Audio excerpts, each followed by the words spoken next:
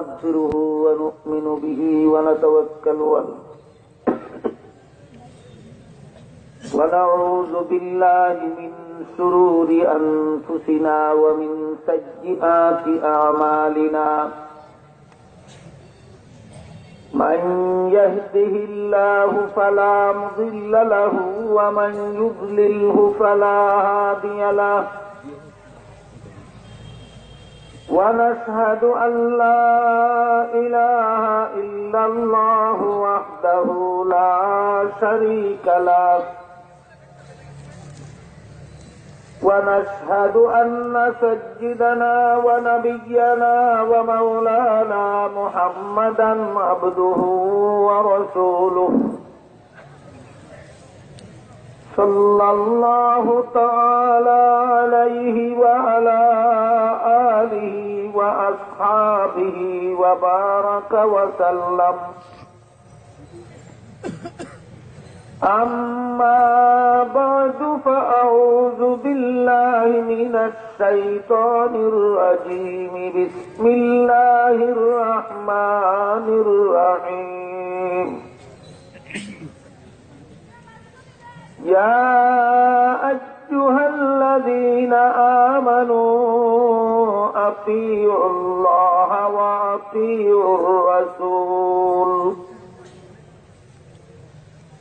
وأطيعوا الرسول وأولي الأمر منكم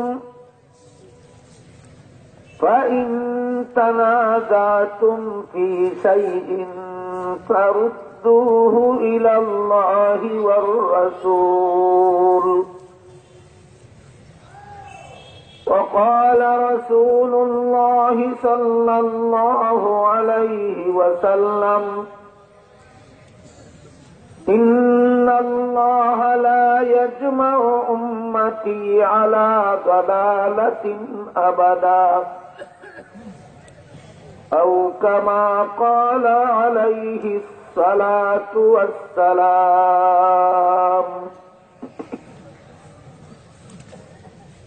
শ্রদ্ধেয় সভাপতি হযরত উলামায়ে কেরাম, সম্মানিত সুধী সমাজ, এলাকার সর্বস্তরের মুসলমান ভাইয়েরা আমার ও আমার পর্দানিসীন মা বোনেরা, আমি আশা করি আপনারা ওয়াজ নসিহতে শুনে থাকবেন। আল্লাহ পাক রব্বুল আলামিন পবিত্র কোরআনের এক আয়াতে বলেন, ওয়ামা খালাকতুল জিন্না ওয়াল ইনসা ইল্লা লিয়াবুদুন। এর অর্থ হলো মানব দানবকে আমি আর কোন কাজের জন্য সৃষ্টি করিনি, একমাত্র আমার ইবাদত করার জন্য সৃষ্টি করেছি। আল্লাহ মানুষ সৃষ্টি করেছেন শুধুমাত্র তার ইবাদত করার। আর ইবাদত কাকে বলে, এ প্রশ্নের সংক্ষিপ্ত জবাব হল, যথারীতি আল্লাহর বিধান পালন করার নাম তার ইবাদত। আল্লাহ পাক রব্বুল আলামিন বিধান দিয়েছেন নামাজ পড়ার, তাই নামাজ একটা ইবাদত। আল্লাহ রোজা রাখার বিধান দিয়েছেন, তাই রোজা একটা ইবাদত। আল্লাহ হজ করার বিধান দিয়েছেন, তাই হজ একটা ইবাদত। আল্লাহ যাকাত প্রদানের বিধান দিয়েছেন, তাই যাকাত একটা ইবাদত। ইবাদত করার জন্যই আল্লাহ মানুষ সৃষ্টি করেছেন এবং যথারীতি আল্লাহর বিধান পালন করলেই ইবাদত হয়। এই ইবাদতের দ্বারা আল্লাহর কি উপকার? হাদিস শরীফে রাসূল করিম সাল্লাল্লাহু আলাইহি ওয়াসাল্লাম বলেন, সমস্ত জগৎবাসী সম্মিলিতভাবে যদি আল্লাহর অনুগত হয়ে যায়, অর্থাৎ আল্লাহর ইবাদতে লিপ্ত হয়ে যায়, তবুও এর দ্বারা আল্লাহর বিন্দু মাত্র কোনো উপকার হয় না। পক্ষান্তরে সমস্ত জগৎবাসী সম্মিলিতভাবে যদি আল্লাহর অবাধ্য হয়ে যায়, আল্লাহর ইবাদত ছেড়ে দেয়, এর দ্বারাও আল্লাহর বিন্দু মাত্র ক্ষতি হয় না। ইবাদত করলেও, মানুষে ইবাদত করলেও আল্লাহর কোনো উপকার হয় না, ইবাদত না করলেও আল্লাহর কোনো ক্ষতি হয় না। তাহলে এমন কাজ করার জন্য আল্লাহ বিধান দেন কেন?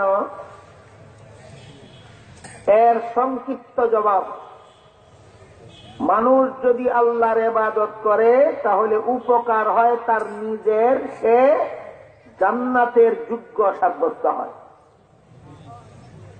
মানুষ যদি আল্লাহর ইবাদত ছেড়ে দেয়, এতে আল্লাহর কোনো ক্ষতি হয় না, ক্ষতি হয় তার নিজের, সে জাহান্নামের শাস্তির যোগ্য সাব্যস্ত হয়। সুতরাং মানুষ বিধান পালন করবে একমাত্র আল্লাহ, এটাই আল্লাহর ইবাদত। আল্লাহ পাক রব্বুল আলামিন পবিত্র কোরআনের অন্য আয়াতে পরিষ্কার ভাষায় বলেছেন, ইনিল হুকমু ইল্লা লিল্লাহ, বিধান প্রদানের অধিকার আর কারো নাই একমাত্র আল্লাহ ছাড়া। বিধান প্রদানের মালিক হলেন আল্লাহ, আর বিধান পালন করলে বান্দার পক্ষ থেকে সেটা হবে ইবাদত, এর পুরস্কার হলো জান্নাত। বুঝে থাকলে একটু দয়া করে বলুন তো, আল্লাহ পাক রব্বুল আলামিন মানুষ সৃষ্টি করেছেন কার কার বিধান পালনের জন্য? কার কার নয়, একমাত্র আল্লাহ। আল্লাহ মানুষ সৃষ্টি করেছেন একমাত্র আল্লাহর বিধান পালনের জন্য। কথাগুলি বুঝে থাকলে একটু দয়া করে বলুন তো, মানুষ কার কার বিধান পালন করবে? একমাত্র আল্লাহ।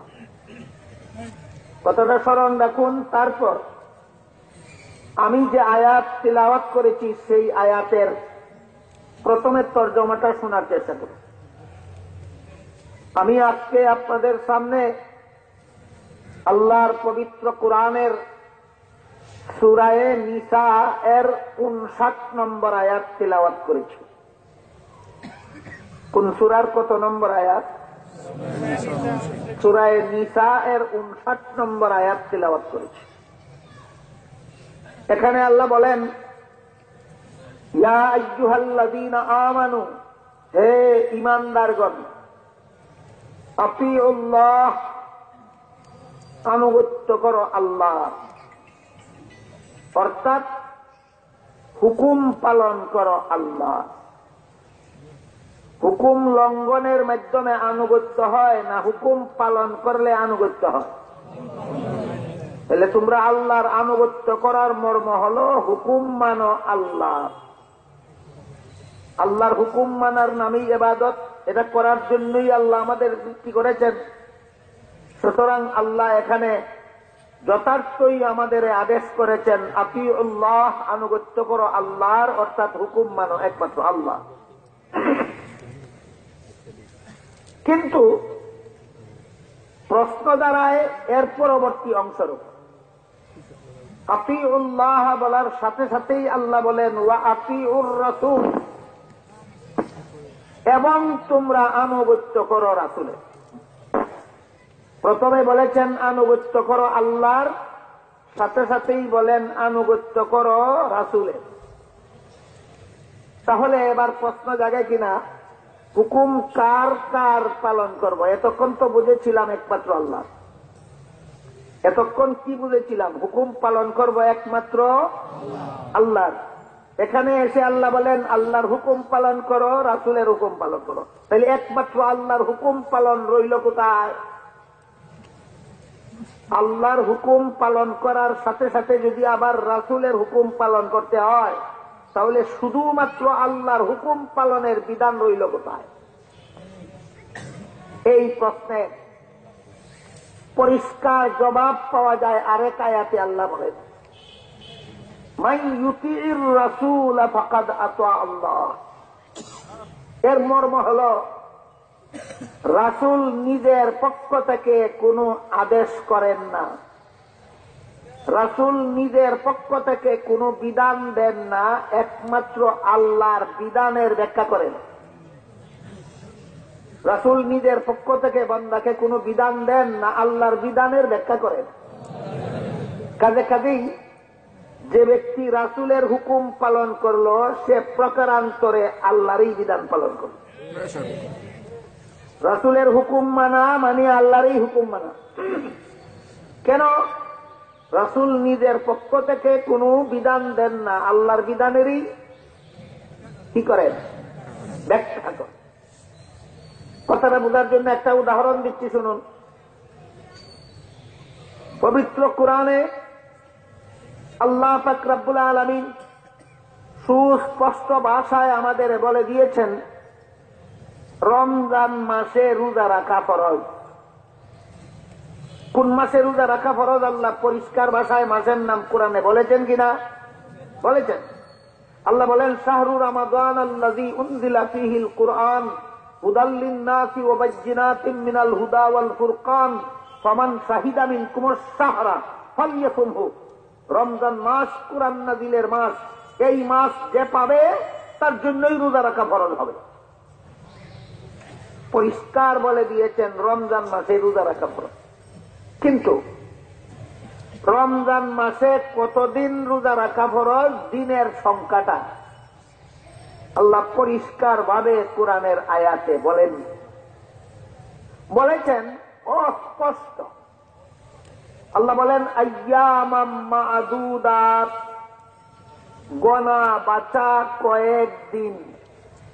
রমজান মাসে কতদিন রোজা রাখা ফরজ, এই প্রশ্নের মীমাংসায় আল্লাহ বলেন গোনা বাঁচা কয়েকদিন। বলুন তো কয়েকদিন বলতে সুনির্দিষ্ট কোন সংখ্যা বোঝায় না অনির্দিষ্ট? তাইলে কতদিন রোজা রাখবো রমজান মাসে, এটা আল্লাহ কোরআনে সুনির্দিষ্ট ভাবে বলেছেন না অনির্দিষ্ট রেখেছেন? তাহলে অনির্দিষ্ট রাখলে আমরা বুঝবো কিভাবে? হাদিস শরীফে আল্লাহর রাসূল সাল্লাল্লাহু আলাইহি ওয়াসাল্লাম এই কথাটার ব্যাখ্যা করেছেন। ব্যাখ্যাটা রাসূল এইভাবে করেছেন যে যেই বছর রমজান মাসের 29 তারিখ বিকাল বেলা ঈদের চাঁদ দেখা যাবে সেই বছর 29 রোজা রাখতে হবে। যেই বছর রমজান মাসের 29 তারিখ বিকাল বেলা ঈদের চাঁদ দেখা যাবে না সেই বছর 30 রোজা রাখতে হবে। আল্লাহ বলেছিলেন রমজান মাসে প্রত্যেক দিন রোজা রাখতে হবে। প্রত্যেক দিনের ব্যাখ্যা আল্লাহর রাসূল করেছেন। কোন বছর 29 রোজা রাখতে হবে, কোন বছর 30 রোজা রাখতে হবে। কোন বছর 29 রোজা রাখতে হবে তাও রাসূল ব্যাখ্যা করে বলে দিয়েছেন। কোন বছর 30 রোজা রাখতে হবে তাও রাসূল ব্যাখ্যা করে বলে দিয়েছেন। এবার 29 রোজা রাখবো না 30 রোজা রাখবো, এটা আল্লাহ সুস্পষ্ট ভাবে বলেছিলেন না রাসূল সুস্পষ্ট ব্যাখ্যা করেছেন? নিজের পক্ষ থেকে না আল্লাহর কথার ব্যাখ্যা করেছেন? সুতরাং রাসূলের কথা মতে যারা রোজা রাখবে এই রোজা রাখাটা আল্লাহর বিধান পালনে এই জন্য হবে। এই জন্য আল্লাহ বলেন মান ইউতিইর রাসূল ফাকাদ আতা আল্লাহ। রাসূলের আনুগত্য যারা করলো তারা আল্লাহরই আনুগত্য করল। বুঝে থাকলে বলুন, মুসলমান বিধান পালন করবে কার কার? একমাত্র আল্লাহ। মুসলমান বিধান পালন করবে কার কার? কার কার নয়, একমাত্র আল্লাহ। রাসূলের আনুগত্য করতে বললেন কেন? রাসূল নিজস্ব কোনো বিধানই দেন না, আল্লাহর বিধানের ব্যাখ্যা করেন মাত্র। কাজেই রাসূলের আলাদা কোনো বিধান নাই। রাসূলের প্রদত্ত বিশ্লেষিত বিধানগুলিও মূলত আল্লাহরই বিধান। সুতরাং রাসূলের আনুগত্য করা যেই কথা, আল্লাহর আনুগত্য করা সেই কথা। সুস্পষ্ট ভাবে আল্লাহ বলেন মান ইউতিইর রাসূল ফাকাদ আতা আল্লাহ। যে ব্যক্তি রাসূলের হুকুম পালন করলো সে আল্লাহরই হুকুম পালন করল। রাসূলের বেলায় এই কথাটা বুঝলে ইমাম আবু হানিফার কথা মতো আমরা ইবাদত করব কেন? ইমাম শাফিঈর কথা মতো আমরা ইবাদত করব কেন? ইমাম মালিকের কথা মতো ইবাদত করব কেন? ইমাম আহমদ ইবনে হাম্বল এর ব্যাখ্যা আমরা অনুসরণ করব কেন? ওই প্রশ্নের জবাব বোঝা সহজ হয়ে যায়। রাসূল যেমন ভাবে নিজের পক্ষ থেকে কোনো বিধান দেন না, আল্লাহর বিধানের এই ব্যাখ্যা করেন মাত্র, ঠিক তেমনি ভাবে বর্তমান দুনিয়ার প্রসিদ্ধ 4 মাযহাবের 4 ইমাম নিজের পক্ষ থেকে মানুষকে কোনো নির্দেশ দেন না, রাসূলের নির্দেশের এই ব্যাখ্যা করেন মাত্র। কাজেই আল্লাহর বিধান পালনের সাথে সাথে রাসূলের বিধান পালন করা যেমন ভাবে শিরিক নয়, তেমনি ভাবে আল্লাহ এবং আল্লাহর রাসূলের কথা মানার সাথে সাথে 4 মাযহাবের 4 ইমামের কথা মানা ও শিরিক নয়। একমাত্র আল্লাহর বিধান পালন করব, রাসূলের কথা মানলে শিরিক হবে না কেন? রাসূল নিজের পক্ষ থেকে কোনো কথা বলেন না, আল্লাহর কথারই ব্যাখ্যা করেন। এই জন্য আল্লাহ এবং আল্লাহর রাসূলের কথা মানব, 4 মাযহাবের 4 ইমামের কথা মানব কেন? মানলে শিরিক হবে না কেন? তারাও নিজের পক্ষ থেকে কোনো কথা বলেন না, আল্লাহ এবং আল্লাহর রাসূলের কথারই ব্যাখ্যা করেন।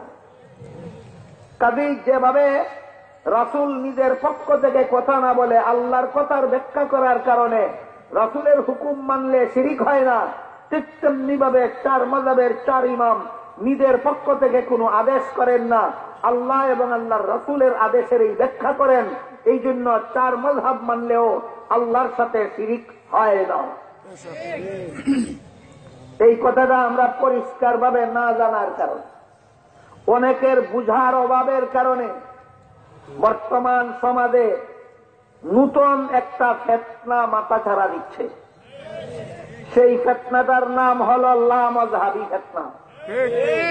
এরা বলে আল্লাহর হুকুম মানার জন্য আল্লাহ আমাদের আদেশ করেছেন, মানুষ সৃষ্টি করেছেন আল্লাহর ইবাদত করার জন্য, আল্লাহর হুকুম মানলেই আল্লাহর ইবাদত হয়, অন্য কারো হুকুম মানলে আল্লাহর সাথে শিরিক হয়।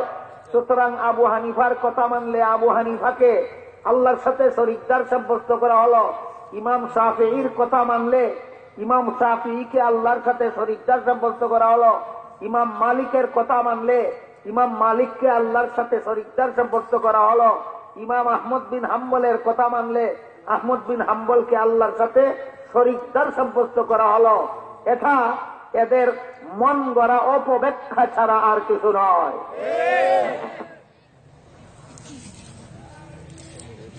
সামনে কিছু গুরুত্বপূর্ণ এবং কিছু জরুরি কথা আমি বলতে চাই, কিন্তু সেই কথাগুলি বুঝার জন্য আপাতত যে কথাগুলি বলেছি সেগুলি বুঝেছেন কিনা এবং স্মরণ রাখতে পারবেন কিনা আমার একটু বুঝে নিতে হয়।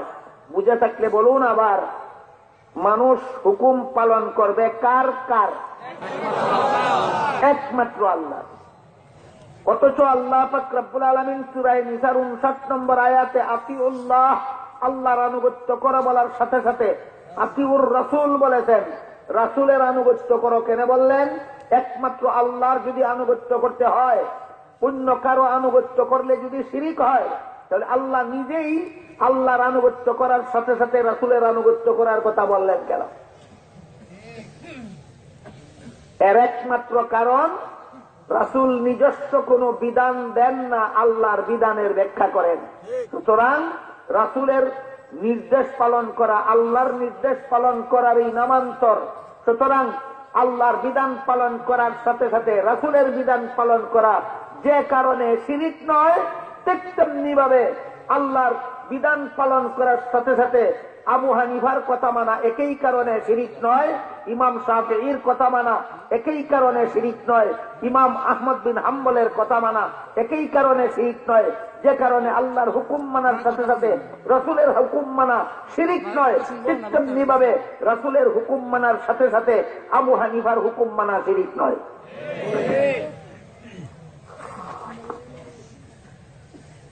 কথাটা আরো সহজে বোঝার জন্য একটা উদাহরণ দিচ্ছি, শুনুন। আমার জানা মতে সারা বিশ্বের প্রায় সমস্ত দেশে একটা সরকারি বিধান আছে। এই বিধান আল্লাহর বিধানও নয়, এই বিধান রাসূলের বিধানও নয়, এই বিধান আবু হানিফার বিধানও নয়, এই বিধান ইমাম শাফিঈর বিধানও নয়। এই বিধানটা হলো সরকারদের একটা বিধান। বিধানটা কি? ট্রাফিক সিগন্যাল আইন। ট্রাফিক সিগন্যাল আইন শহরের রাস্তার মুড়ে মুড়ে বাঁকে বাঁকে চৌরাস্তার মুখে ট্রাফিক সিগন্যাল লাইট জ্বালানো হয়। সরকারি আইন হইল লাল বাতি জ্বললে গাড়ি চলতে পারবে না, সবুজ বাতি জ্বললে গাড়ি চলতে হবে। এইটা কার বিধান? সরকারের। এটা মানলে কি আপনারা একমাত্র আল্লাহর বিধান পালনের কথা ছিল, এখানে যে সরকারের বিধান মানলেন, এই জন্য কি আপনারা সরকারকে আল্লাহর শরীকদার বানাইয়া ফেললেন? এখানে যেমন ভাবে সরকারের বিধান পালন করলেও শিরিক হয় না, ইমাম আবু হানিফার বিধান পালন করলে শিরিক হবে কেন? তোমাদেরকে শিরিকের এত বড় বুথে ধরলো কেন? এরা শিরিকের বুথে ধরছেনি, শিরিকের বুথে ধরছে। শিরিকের বুথ এদের মাথায় শোয়ার।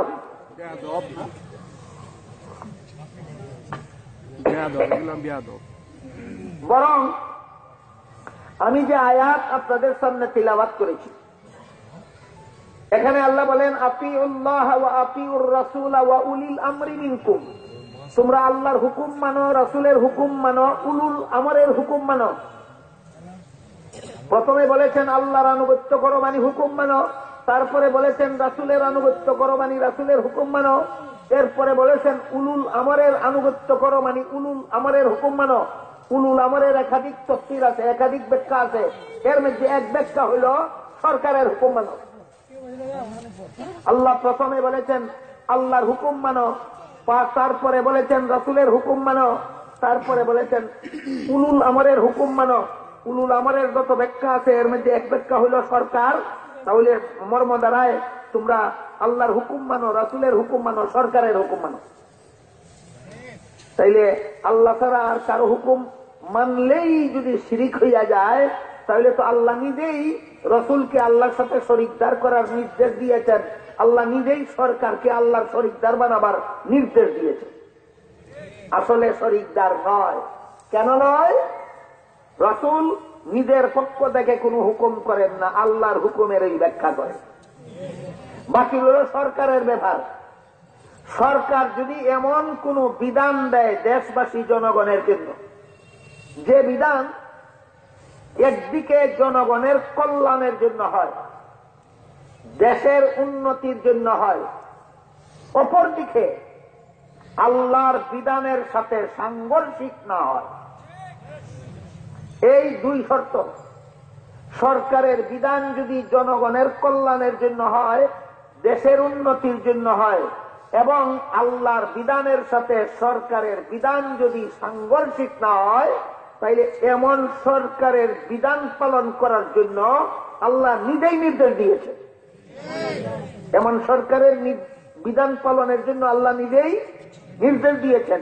এমত অবস্থায় সরকারের বিধান পালন করলে শিরিক হবে আল্লাহর সাথে।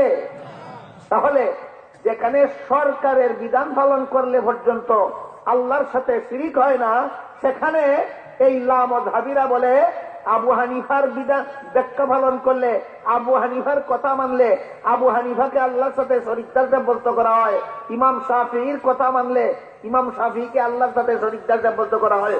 সরকার কি আবু হানিফা আর ইমাম শাফিঈর থেকে আরো বড় বুজুর্গ হয়ে গেল নাকি, যে সরকারের বিধান পালনের জন্য আল্লাহ হুকুম দিচ্ছেন, অথচ আবু হানিফার বিধান পালন করলে শিরিক হয়ে যায়? এই জন্য বলছি এই লামযহাবীদের গাড়ে এই শিরিকের বুট ছোঁয়া রয়েছে। ভালো রকম লা তাআতা লিমাখলুকিন ফি মাসিয়াতিল খালিক। এর অর্থ হল যার বিধান পালন করলে আল্লাহর বিধানের সাথে সাংঘর্ষিক হয়, তার বিধান পালন করা যাবে না। যার বিধান আল্লাহর বিধানের সাথে সাংঘর্ষিক হয় না, তার বিধান পালন করলে কোনো গুনাহ হয় না। পরিষ্কার হইল কথা? সরকারের বিধান যতক্ষণ পর্যন্ত আল্লাহর বিধানের সাথে সাংঘর্ষিক হবে না, জনগণের কল্যাণমূলক বিধান যদি হয়, দেশের উন্নয়নমূলক বিধান যদি হয়, সরকারের বিধান যদি আল্লাহর বিধানের সাথে সাংঘর্ষিক না হয়, তাহলে এমন সরকারের বিধান পালনের জন্য আল্লাহ পাক রব্বুল আলামিন কুরআনে আমাদের নির্দেশ দিয়েছে। এর এরকম একটা সরকারি বিধানের নাম হইল ট্রাফিক সিগন্যাল আইন। এরকম একটা সরকারি বিধানের নাম কি? ট্রাফিক সিগন্যাল আইন। সবুজ বাতি জ্বললে গাড়ি সামনে চলবে, অগ্রসর হবে, লাল বাতি জ্বললে গাড়ি দাঁড়িয়ে থাকবে। এই আইন আল্লাহ দিয়েছেন না, এই আইন রাসূল দিয়েছেন, এই বিধান ইমাম আবু হানিফা দিয়েছেন, এই বিধান ইমাম শাফিঈ দিয়েছেন, না একমাত্র সরকার? তাহলে সরকারের বিধানটা পালনীয় কিনা, যে দুইটা মাপকাঠি দিয়া যাচাই করতে হবে। এক নম্বর, সরকারের বিধানটা জনকল্যাণমূলক কিনা। এই ট্রাফিক সিগন্যাল আইনটা জনগণের জন্য ক্ষতিকর না কল্যাণকর? আবার কল্যাণের ব্যাপারটাও শুধু সরকারে একা একা বুঝলে হবে না, সমস্ত বিবেক সম্পন্নদের বুঝতে হবে। কোন কোন সময় সরকার এমন তরফদার হতে পারে যে শুধু সরকার নিজের স্বার্থ রক্ষা করার জন্য আইন জারি করে, অন্যান্য বিবেকবানেরা সরকারের আইনকে জনকল্যাণমূলক মনে করে না। এই রকম সরকারি আইন আবার বিতর্কিত হইয়া যায়। ট্রাফিক সিগন্যাল আইনটা সরকারের বিতর্কিত আইন নয়, সমস্ত বিবেকবানেরাও বুঝতে পারে যে সরকারের ট্রাফিক সিগন্যাল আইন অবশ্যই জনকল্যাণমূলক। এবার বলুন, সবুজ বাতি জ্বললে যদি গাড়ি চলে আর লাল বাতি জ্বললে যদি গাড়ি থামে, এতে আল্লাহর কোন বিধান পালন করতে অসুবিধা হয়? আল্লাহর কোন বিধানের সাথে সাংঘর্ষিক হয়? হয় না। সুতরাং সরকারের যে বিধান সমস্ত বিবেকবানদের দৃষ্টিতে জনকল্যাণমূলক এবং আল্লাহর বিধানের সাথে সাংঘর্ষিক নয়, এমন সরকারের বিধান পালন করলেও যদি শিরিক না হয়, তাহলে যে আবু হানিফা আল্লাহ এবং আল্লাহর রাসূলের বিধানের ব্যাখ্যা করেছেন, যে ইমাম শাফিঈ আল্লাহ এবং আল্লাহর রাসূলের বিধানের ব্যাখ্যা করেছেন, যে ইমাম মালিক রাহমাতুল্লাহি আলাইহি আল্লাহ এবং আল্লাহর রাসূলের বিধানের ব্যাখ্যা করেছেন, যে ইমাম আহমদ বিন হাম্বল রাহমাতুল্লাহ আলাইহি আল্লাহ এবং আল্লাহর রাসূলের বিধানের ব্যাখ্যা করেছেন, তাদের বিধান পালন করলে শিরিক হবে কেন? বুঝে থাকতে বলুন, মযহাব মানা শিরিক না আল্লাহর বিধানের ব্যাখ্যাই মযহাবে পাওয়া যায়, রাসূলের বিধানের ব্যাখ্যাই মযহাবে পাওয়া যায়। এর একটা সহজ উদাহরণ দেখুন। আল্লাহ পাক রব্বুল আলামিন পবিত্র কোরআনের এক আয়াতে বলেন, ওয়াল মুতাল্লাকাতু ইয়াতারাব্বাসনা বিআনফুসিহিন্না সালাসাতা কুরু। এর অর্থ হল তালাকপ্রাপ্ত নারীরা অন্যত্র বিয়ে করতে পারে। তালাকপ্রাপ্ত নারীরা দ্বিতীয় স্বামী গ্রহণ করতে পারে। প্রথম স্বামী তালাক দেওয়ার সাথে সাথে না কিছুদিন বিলম্ব করার পর? কিছুদিন বিলম্ব করার। কতদিন বিলম্ব করবে এর সীমানা নির্ধারণ করে দিয়ে আল্লাহ বলেন সালাসাতা কুরু, 3 কুরু পর্যন্ত।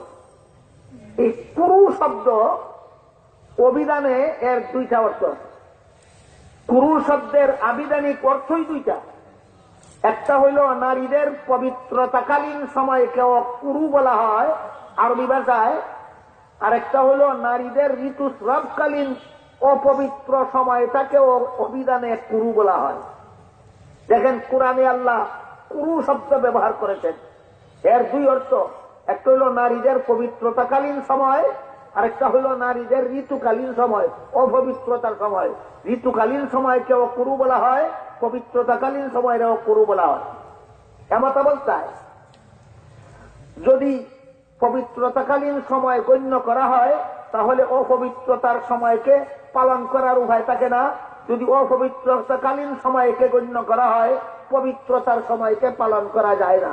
এমত অবস্থায় ইমাম আবু হানিফা রাহমাতুল্লাহি আলাইহি বলেন, অপবিত্রতাকালীন সময় গণ্য করলে নারীর জন্য অপেক্ষাকৃত কম দিন অপেক্ষা করেই বিয়ে বসতে পারে, নারীর জন্য সুবিধা হয়। এই জন্য হানাফি মাযহাব হইল যে অপবিত্রতাকালীন সময় তিনটা অপবিত্রতাকালীন সময় অপেক্ষা করেই নারী দ্বিতীয় স্বামী গ্রহণ করতে পারবে। এটা হানাফি মাযহাব। আর ইমাম শাফিঈ রাহমাতুল্লাহ আলাইহি বলেন তিনটা পবিত্রতার সময় অপেক্ষা করে নারী দ্বিতীয় স্বামী গ্রহণ করতে পারবে। এটা হইল শাফিঈ মাযহাব। আমার কথা বুঝে থাকতে বলুন, হানাফি মাযহাবটা কোরআন বিরোধী হইল না শাফিঈ মাযহাবটা কোরআন বিরোধী হইল, না উভয় মাযহাবই কোরআনের ব্যাখ্যা হইল? এই জিনিসটা আপনাদের বোঝা দরকার। হানাফি মাযহাব যেমন কোরআন হাদিসের এই ব্যাখ্যা ছাড়া আর কিছু নয়, শাফিঈ মাযহাব কোরআন হাদিসের ব্যাখ্যা ছাড়া আর কিছু নয়, মালিকি মাযহাব কোরআন হাদিসের ব্যাখ্যা ছাড়া আর কিছু নয়, হাম্বলি মাযহাব কোরআন হাদিসের ব্যাখ্যা ছাড়া আর কিছু নয়। এই জন্য মুফাসসিরিনে কেরাম তাফসীরের কিতাবে লিখেছেন বিসমিল্লাহির রহমানির রহিমের ব্যাখ্যা হলো সূরাতুল ফাতিহা। সূরাতুল ফাতিহার ব্যাখ্যা হলো 30 পারা কোরআন। 30 পারা কোরআনের ব্যাখ্যা হলো রাসূলের লক্ষ লক্ষ হাদিস। আর রাসূলের সমস্ত হাদিসের ব্যাখ্যা হলো 4 ইমামের 4 মাযহাব। বিসমিল্লাহ মানতে হইলে সূরা ফাতিহা মানতে হবে। সূরা ফাতিহা মানতে হইলে 30 পারা কোরআন মানতে হবে। 30 পারা কোরআন মানতে হলে রাসূলের হাদিসগুলি মানতে হবে। রাসূলের হাদিসগুলি মানতে হইলে 4 ইমামের 4 মাযহাব মানতে হবে। যেই ব্যক্তি বর্তমান দুনিয়ার 4 মাযহাবের 4 ইমামের 4 মাযহাব মানবে না, তার পক্ষে রাসূলের হাদিস মানা সম্ভব হবে না। যার পক্ষে রাসূলের হাদিস মানা সম্ভব হবে না, তার পক্ষে 30 পারা কোরআন মানা সম্ভব হবে না। যার পক্ষে 30 পারা কোরআন মানা সম্ভব হবে না, তার পক্ষে সূরাতুল ফাতিহা মানা সম্ভব নয়। যার পক্ষে সূরাতুল ফাতিহা মানা সম্ভব নয়, তার পক্ষে বিসমিল্লাহ মানা সম্ভব নয়। আপাতত স্মরণ রাখুন, বিসমিল্লাহর ব্যাখ্যা হলো ফাতিহা, ফাতিহার ব্যাখ্যা হলো 30 পারা কোরআন, 30 পারা কোরআনের ব্যাখ্যা হলো রাসূলের সমস্ত হাদিস, রাসূলের সমস্ত হাদিসের ব্যাখ্যা হলো 4 ইমামের 4 মাযহাব। সুতরাং কোন মাযহাব কোরআন হাদিস বিরোধী না সবগুলি মাযহাব কোরআন হাদিসের ব্যাখ্যা? কোন মাযহাব কোরআন হাদিস বিরোধী না সবগুলি মাযহাব কোরআন হাদিসের ব্যাখ্যা? কোরআন হাদিসের ব্যাখ্যা। অথচ আমাদের বর্তমান সমাজে এখনো পরিষ্কার ভাবে এই ক্ষেত্রটা মাথা ছাড়া যায়নি। ফাঁকে ফাঁকে ফাঁকে ফাঁকে দেখা দিচ্ছে, গজিয়ে উঠছে একটা লামাযহাবী ফিতনা নামের একটা নতুন ফিতনা। এরা বলে কোরআন মানি, হাদিস মানি, মাযহাব মানি না। কোরআন মানে, হাদিস মানে, মাযহাব মানে না। তুমি কোরআন মাযহাব না মেনে কোরআন মেনে দেখাও তো। আল্লাহ যে বলেছেন তালাকপ্রাপ্তা নারী 3 কুরু সময় অপেক্ষা করবে দ্বিতীয় স্বামী গ্রহণ করার আগে। এই কুরু শব্দের এক অর্থ পবিত্রতাকালীন সময়, এক অর্থ অপবিত্রতাকালীন সময়। অপবিত্রতাকালীন সময়টা হইল হানাফি মাযহাবের অনুসৃত, পবিত্রতাকালীন সময়টা হইল শাফিঈ মাযহাবের অনুসৃত। তুমি যদি হানাফি মাযহাবও মানো না, শাফিঈ মাযহাবও মানো না, তাইলে তোমার পক্ষে 3 কুরু কোরআনের ঘোষণা মানার কোন পথ নাই। বুঝে থাকতে বলুন, কোরআন মানতে, মাযহাব মানতে হবে কেন? কোরআনের ব্যাখ্যা বুঝার জন্য, কোরআনের ব্যাখ্যা অনুসরণ করার জন্য। মাযহাব মানতে হবে কেন?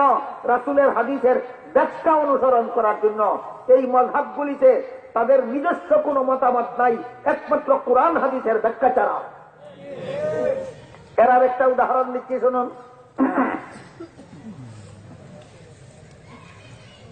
রাসূল করিম সাল্লাল্লাহু আলাইহি ওয়াসাল্লাম মেরাজে গিয়েছিলেন 7 আসমানের উপরে সশরীরে। শুনেছেন আরো কোনদিন? বিশ্বাস করেন আপনারা? মেরাজের রাত্রে রাসূল 7 আসমানের উপরে সশরীরে গিয়েছিলেন, জান্নাত জাহান্নাম পরিদর্শন করেছিলেন, আল্লাহর সাথে কথাবার্তা বলেছিলেন। কিন্তু চাক্ষুষভাবে আল্লাহকে দেখেছিলেন কিনা এই কথাটা সুস্পষ্ট ভাবে কোরআনের আয়াতে তো নাই, রাসূলের কোন হাদিসেও নাই। হাদিসে কিছু অস্পষ্ট ইঙ্গিত পাওয়া যায়। বলুন, চাক্ষুষভাবে রাসূল মেরাজের রাত্রে আল্লাহকে দেখেছিলেন কিনা এই প্রশ্নের সুস্পষ্ট জবাব হাদিসে পাওয়া যায় না। অস্পষ্ট, অস্পষ্টতার অস্পষ্ট কথা সঠিকভাবে পালন করতে হইলে সুস্পষ্ট ব্যাখ্যার দরকার। এইবার সুস্পষ্ট ব্যাখ্যা উদ্ধার করার জন্য উম্মুল মুমিনিন হযরত আয়েশা রাদিয়াল্লাহু তাআলা আনহা এর সুস্পষ্ট ব্যাখ্যা করতে গিয়ে বলেন, মেরাজের রাত্রে রাসূল আল্লাহর সাথে কথা বলেছিলেন, কিন্তু চাক্ষুষ ভাবে আল্লাহকে দেখেননি। এত সুস্পষ্ট কথা হাদিসে ছিল না। আয়েশা ব্যাখ্যা করে বের করেছেন যে আল্লাহ রসুল আল্লাহকে মেরাজের রাতে চাক্ষুষ ভাবে দেখেননি। এটা কি হাদিসের সুস্পষ্ট কথা না আয়েশার ব্যাখ্যা? তাইলে মেরাজের রাত্রে রাসূল আল্লাহকে দেখেননি, এই কথাটা কুরআনের কথা, হাদিসের কথা না আয়েশার মাযহাব? আয়েশা রাদিয়াল্লাহু আনহার মাযহাব। পক্ষান্তরে রাসূলের আপন চাচাতো ভাই হযরত আব্দুল্লাহ ইবনে আব্বাস রাদিয়াল্লাহু আনহু, রাসূলের আপন চাচাতো ভাই, এই উম্মতের সর্বশ্রেষ্ঠ মুফাসসিরে কুরআন, এই উম্মতের সর্বশ্রেষ্ঠ মুফাসসিরে কুরআন। আব্দুল্লাহ ইবনে আব্বাসের মতো এত বড় সুযোগ্য মুফাসসিরে কুরআন অতীতেও এই উম্মতে জন্ম হয়নি কোনদিন, ভবিষ্যতেও কিয়ামত পর্যন্ত জন্ম হবে না। তিনি বলেন, ওই রসুলের মেরাজ সংক্রান্ত হাদিসের ব্যাখ্যা করে আব্দুল্লাহ ইবনে আব্বাস বলেন, রাসূল মেরাজের রাত্রে আল্লাহকে চাক্ষুষ ভাবেই দেখেছিলেন। এটা কি হাদিসের সুস্পষ্ট কথা না ইবনে আব্বাসের ব্যাখ্যা? রাসূল আল্লাহকে দেখেছিলেন মেরাজের রাত্রে, এটা হাদিসের সুস্পষ্ট কথা নয়, এটা ইবনে আব্বাসের ব্যাখ্যা। রাসূল আল্লাহকে মেরাজের রাত্রে দেখেননি, এইটাও হাদিসের সুস্পষ্ট কথা নয়, এটা আয়েশার ব্যাখ্যা। সুতরাং রাসূল মেরাজের রাত্রে আল্লাহকে দেখেছিলেন কিনা এই ব্যাপারে উম্মুল মুমিনিন আয়েশার মাযহাব এক আলাদা, ইবনে আব্বাসের মাযহাব আলাদা। আপনি যদি বলেন আমি হাদিস মানি মাযহাব মানি না, তাইলে বলো তুমি মেরাজের হাদিস মানো কিনা? অবশ্যই মানবে। মুসলমান হইয়া থাকলে হাদিস না মানবে কিভাবে? মেরাজের হাদিস মানবে। এবার তুমি বলো রাসূল মেরাজের রাত্রে আল্লাহকে দেখেছিলেন কিনা? যদি বলো দেখেননি, তাহলে মেরাজের হাদিস মানলা তুমি আয়েশার মাযহাব মতো। আর যদি বলো রাসূল মেরাজের রাত্রে আল্লাহকে দেখেছিলেন, তবু হাদিস মানলা তুমি ইবনে আব্বাসের মাযহাব মতো। সুতরাং মাযহাব না মানলে হাদিস মানার কোনো পথ নাই। মাযহাব না মানলে হাদিস মানার কোনো পথ। এর আরেকটা উদাহরণ দেখো। আমরা যখন নামাজ পড়ি, নামাজের নিয়ত করার পরে হাত ছেড়ে দেই না বেঁধে রাখি? কোন কোন হাদিসে 2 হাত নাভির নিচে বাঁধার কথা আছে, কোন কোন হাদিসে 2 হাত সিনায় বাঁধার কথা আছে। বলুন, নামাজে 2 হাত বাঁধার হাদিস একরকম না ভিন্ন ভিন্ন রকম? আপনারা বলুন তো, 2 হাত সিনায় বাঁধলে পরে নাভির নিচে বাঁধার মতো কোন হাত থাকে? 2 হাত নাভির নিচে বাঁধলে পরে সিনায় বাঁধার মতো কোন হাত থাকে না। সুতরাং তুমি তো মাযহাব মানো না হাদিস মানো? মাযহাব মানার দরকার নাই, 2টা হাদিস মান্না দেখাও। মরণ পর্যন্ত হাদিস মেনে দেখাতে পারবে না, কারণ হাদিস তো এখানে একটা মানলে আরেকটা মানার উপায় থাকে না। ইমাম আবু হানিফা রাহমাতুল্লাহি আলাইহি বলেন, পুরুষেরা 2 হাত নাভির নিচে বাঁধবে, নারীরা 2 হাত সিনায় বাঁধবে। বলুন, হানাফি মাযহাব মানলে উভয় হাদিস মানা হইল কিনা? মানা হইল। তাইলে মাযহাব মানা ছাড়া হাদিস মানার কোন পথ নাই। পরিষ্কার হইল কিনা বিষয়টা? মাযহাব মানা ছাড়া হাদিস মানার কোন পথ নাই। কারণ মাযহাবে ইমামগণের ব্যক্তিগত কোনো মতামত ব্যক্ত হয় না, কুরআন হাদিসের ওই ব্যাখ্যা বিশ্লেষণ ব্যক্ত হয় মাত্র। ব্যাখ্যা বিশ্লেষণের অবকাশ ভিন্ন ভিন্ন ভাবে ব্যাখ্যা করার অবকাশ থাকে। এই জন্য ভিন্ন ভিন্ন মাযহাবই আল্লাহর কাছে গ্রহণযোগ্য। এই কথাগুলি বুঝলে এবার আমরা সূরা নিসার 59 নম্বর আয়াতটা ধারাবাহিকভাবে বোঝা সহজ হবে। আল্লাহ পাক রব্বুল আলামিন সূরা নিসার 59 নম্বর আয়াতে শুরুতেই বলেন, ইয়া আইয়ুহাল্লাযীনা আমানু, অর্থাৎ হে ঈমানদারগণ, আতিউল্লাহ, আল্লাহর হুকুম পালন করো, ওয়া আতিউর রাসূল, রাসূলের হুকুম পালন করো, ওয়া উলিল আমরি মিনকুম, তোমাদের উলুল আমরের হুকুম পালন করো। আগেই বলেছি উলুল আমরের 2 ব্যাখ্যা, এক ব্যাখ্যা হইল সরকার, এক ব্যাখ্যা হইল সরকার। উলুল আমরের দ্বিতীয় ব্যাখ্যা মুফাসসিরিনে কেরাম লিখেছেন, উলুল আমরের দ্বিতীয় ব্যাখ্যা হল ইসলামের যে বিধান সুস্পষ্টভাবে আল্লাহ কুরআনেও বলেননি, সুস্পষ্টভাবে রাসূল তার হাদিসেও বলেননি, এরকম বহু বিধান আছে ইসলামের, যা সুস্পষ্ট ভাবে আল্লাহ কোরআনেও বলেননি, রাসূল তার হাদিসেও সুস্পষ্ট ভাবে বলেননি। কেন বলেন না? বলুন, ইসলামের বিধান আল্লাহ এবং আল্লাহর রাসূল হাদিসে এবং কোরআনে সুস্পষ্ট ভাবে বলে দিলে আমাদের বুঝতে অসুবিধা হইত না সুবিধা হইত? সুস্পষ্ট ভাবে বলে দিলে বুঝতে অসুবিধা হইত না সুবিধা হইত? তাইলে সুস্পষ্ট ভাবে যদি ইসলামের সবগুলি বিধান আল্লাহ কোরআনে বলে দিতেন, আমাদের ইসলামের বিধানগুলি বুঝতে সহজ হইত। সুস্পষ্ট বিধানগুলি যদি আল্লাহর রাসূল তার হাদিসে বলে দিতেন, আমাদের বুঝতে সুবিধা হইত। কিন্তু ইসলামের বহু বিধান কোরআনেও আল্লাহ সুস্পষ্ট ভাবে বলেন না, হাদিসে রাসূলও সুস্পষ্ট ভাবে বলেন না। অনেকগুলি বিধিবিধান আল্লাহ তার কোরআনে অস্পষ্ট রেখে দেন, রাসূলও তার হাদিসে অস্পষ্ট রেখে দেন। এমন কেন করেন? এই প্রশ্নের জবাব বুঝলে সামনের অনেক গুরুত্বপূর্ণ কথা বোঝা আপনাদের জন্য সহজ হবে। এই প্রশ্নের অনেক জবাব মুফাসসিরিনে কেরাম তাফসীরের কিতাবে লিখেছেন। সবগুলি জবাবের সারমর্ম হল বান্দাদের সুবিধার জন্য। অনেক বিধান আল্লাহ কোরআনে সুস্পষ্ট ভাবে বলেন না, বান্দাদের সুবিধার জন্য। অনেক বিধান রাসূল তার হাদিসে সুস্পষ্ট ভাবে বলেন না, বান্দার উপকারের জন্য। ক্ষতির জন্য না, উপকারের জন্য। এই উপকারের জন্য কথার দুইটা উদাহরণ দেব। আগেই বলেছি, আল্লাহ পাক রব্বুল আলামিন কোরআনে কোন মাসে রোজা রাখা ফরজ, মাসের নাম সুস্পষ্ট বলেছেন। কোন মাস? কিন্তু রমজান মাসে কতদিন রোজা রাখা ফরজ কোরআনে সুস্পষ্ট ভাবে বলেন। কেন বললেন না? বান্দার সুবিধার জন্য। যদি আল্লাহ বলে দিতেন রমজান মাসে তোমাদের জন্য 30 দিন রোজা রাখা ফরজ, রমজান আসা মাত্রই 1030 দিন রোজা রাখা তোমাদের জন্য ফরজ, সংখ্যাটা যদি আল্লাহ সুস্পষ্ট ভাবে বলে দিতেন, তাহলে যেই বছর রমজান মাসের 29 তারিখ বিকাল বেলা ঈদের চাঁদ দেখা যাইত, সেই বছরও ঈদের দিন রোজা রেখে 30 সংখ্যা রক্ষা করতে হইত। বান্দার জন্য সুবিধা হইত না অসুবিধা হইত? তাইলে আল্লাহ অস্পষ্ট রাখলেন কেন কথাটা? বান্দার অসুবিধার জন্য না সুবিধার জন্য? হ্যাঁ, আল্লাহ কোরআনে ইসলামের অনেক বিধান অস্পষ্ট রাখেন বান্দাদের সুবিধার জন্য। হাদিস শরীফে আল্লাহ রাসূল অনেক কথা অস্পষ্ট রাখেন উম্মতের সুবিধার জন্য। এটার একটা উদাহরণ দেখুন। হাদিস শরীফে রাসূল করিম সাল্লাল্লাহু আলাইহি ওয়াসাল্লাম বলেন, লাইলাতুল কদর কোন রাত্রিটা? আল্লাহর পক্ষ থেকে আমাকে সুস্পষ্ট ভাবে বলে দেওয়া হয়েছিল। লাইলাতুল কদর কোন রাত্রিটা? আল্লাহর পক্ষ থেকে আমাকে সুস্পষ্ট ভাবে বলে দেওয়া হয়েছিল। আমি আমার উম্মতকে বলার জন্য বের হয়েছিলাম। প্রতিমধ্যে এক ঘটনাকে কেন্দ্র করে আল্লাহর পক্ষ থেকেই আমাকে লাইলাতুল কদরের সুস্পষ্ট তারিখটা আল্লাহর পক্ষ থেকে আমাকে ভুলাইয়া দেওয়া হয়েছে।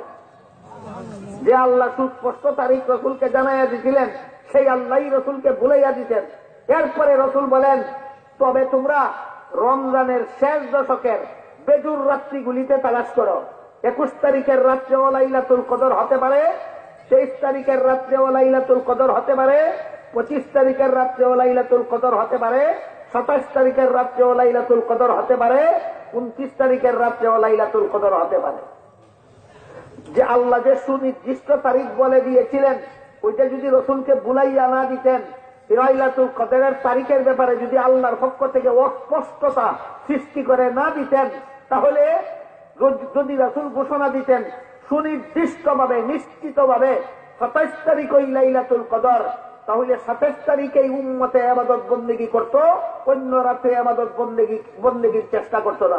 বুলাইয়া দেওয়ার কারণে 21 তারিখের রাত্রেও করবে, 23 তারিখের রাত্রেও করবে, 25 তারিখের রাত্রেও করবে, 27 তারিখের রাত্রেও করবে, 29 তারিখের রাত্রেও করবে। নিশ্চিতভাবে বলে দিলে এক রাতের সওয়াব পাইত, অস্পষ্ট রাখার কারণে 5 রাতের সওয়াব পাওয়ার ব্যবস্থা হল।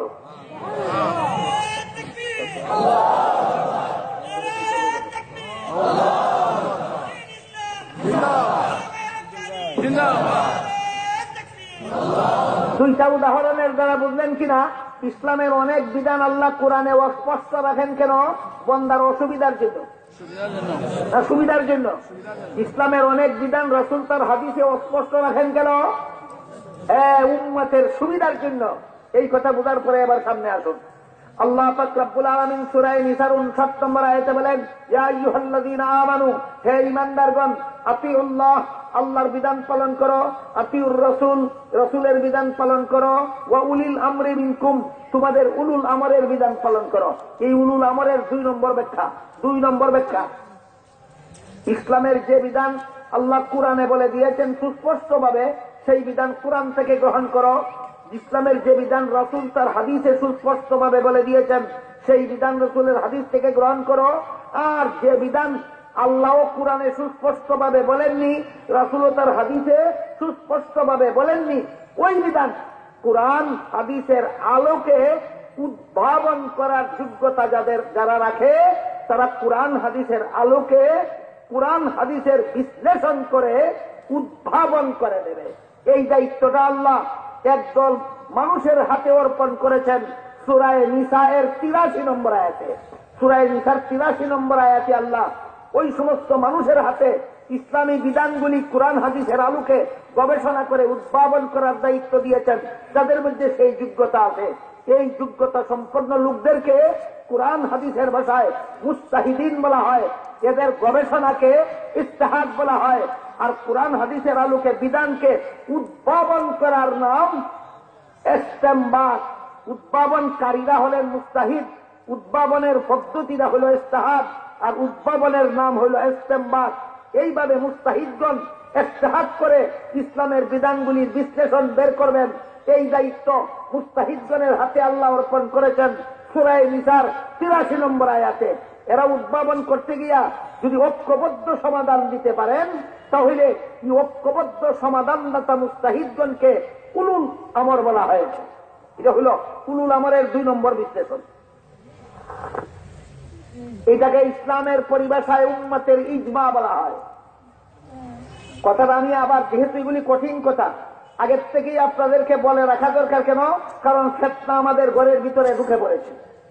একদল লামাযহাবী নামের ফিতনাবাজ হানাফি মাযহাবের মসজিদে, হানাফি মাযহাব মতে যেই মসজিদে নামাজ হয়, সেই মসজিদে মাগরিবের নামাজের সময়, এশার নামাজের সময়, ফজরের নামাজের সময় কয়েকটা লামাযহাবী যুক্তি করে ঢুকে।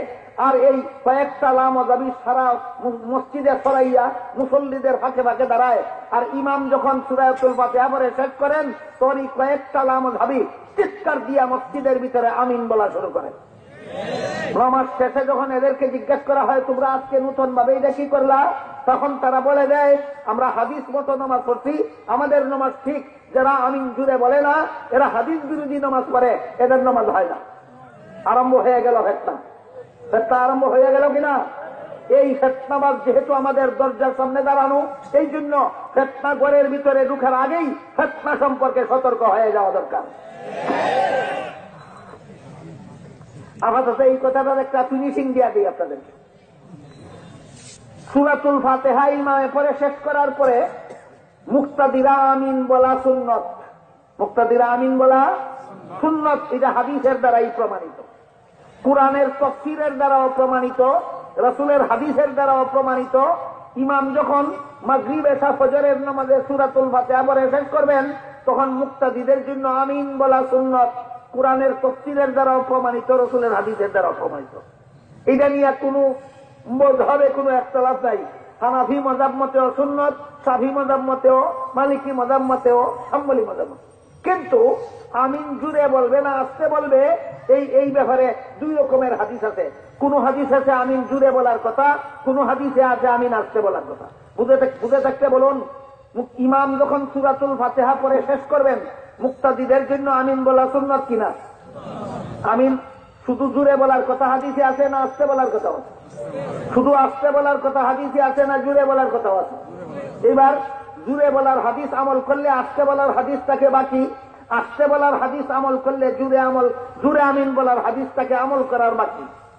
এমন ক্ষেত্রে কি লাগে?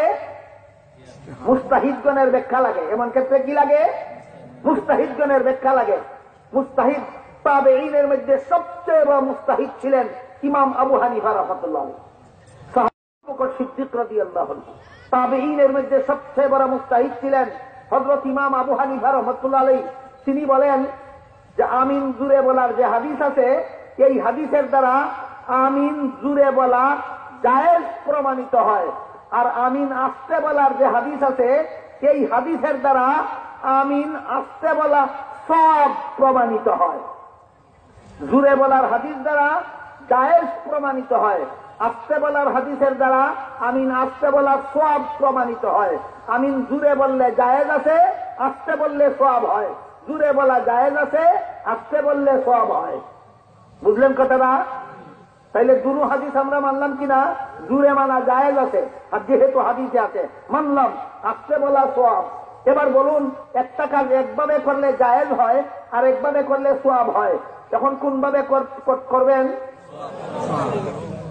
তাহলে আস্তে বলা সওয়াব, এটা যদি না মানো তুমি, জুড়ে বলা জায়েজ আছে এই কারণে যদি জুড়ে বলতে থাকো, সওয়াব আছে কথার হাদিস না মেনে, জায়েজ আছে কথার হাদিস যদি মানতে থাকো, হে লামাযহাবীরা শোনো, বিবি তালাক দেওয়ার কথাও হাদিসে আছে, বিবি নিয়ে জীবনযাপন করার কথাও হাদিসে আছে। বিবি তালাক দেওয়ার কথাও হাদিসে আছে, বিবি নিয়ে জীবনযাপন করার কথাও হাদিসে আছে। তালাক দেওয়ার হাদিসের দ্বারা জায়েজ প্রমাণিত, আর জীবনযাপন করার হাদিসের দ্বারা সওয়াব প্রমাণিত। সওয়াবের হাদিস বাদ দিয়া যদি জায়েজের হাদিস আমল করো, তাহলে জীবনযাপন করার হাদিস বাদ দিয়া তালাক দেওয়ার হাদিস আমল কইরা বড় কইরা এরপরে মসজিদ আইয়াও সওয়াবের হাদিস বাদ দিয়া জায়েজ হওয়ার হাদিস আমল করো। বুঝাইতে পারছি বিষয়টা আপনাদেরকে? আমিন জুড়ে বলা আস্তে বলার যেভাবে দুই রকমের হাদিস আছে, ঠিক তেমনি ভাবে বিবি তালাক দেওয়া এবং বিবি নিয়ে জীবনযাপন করা দুই রকমের হাদিস আছে। আমার কথা বুঝে থাকতে বলুন, বিবি তালাক দেওয়ার হাদিসটা কি সওয়াব আছে বোঝাবার জন্য না জায়েজ আছে বোঝাবার জন্য? বিবি নিয়ে জীবনযাপন করার হাদিসটা কি জায়েজ আছে বোঝাবার জন্য না সওয়াব আছে বোঝাবার জন্য? এই ক্ষেত্রে কি করতে হবে আমাদের? যেহেতু জায়েজ আছে এই জন্য বিবি তালাক দিয়েই দেওয়া দরকার, নাকি সওয়াব আছে হাদিস আমল করা দরকার? ঠিক তেমনি ভাবে আমিন বলার হাদিস দুই রকম, জুড়ে বলারও হাদিস আছে, আস্তে বলারও হাদিস আছে। হানাফি মাযহাবের ব্যাখ্যা মতো জুড়ে বলার হাদিসটা হলো জায়েজ আছে বুঝাবার জন্য, আস্তে বলার হাদিসটা হলো সওয়াব আছে বুঝাবার জন্য। বলুন, জায়েজ আছে কথার হাদিস অনুকরণ করব না সওয়াব আছে কথার হাদিস অনুকরণ করব? সুতরাং এই ফিতনাবাজ লামাযহাবীরা এখানে এসে যদি সওয়াব আছে কথার হাদিস বাদ দিয়া জায়েজ আছে কথার হাদিস মানে, তাহলে গড় গিয়া বউয়ের ব্যাপারেও সওয়াব আছে কথার হাদিস বাদ দিয়া জায়েজ আছে কথার হাদিস আমল করো।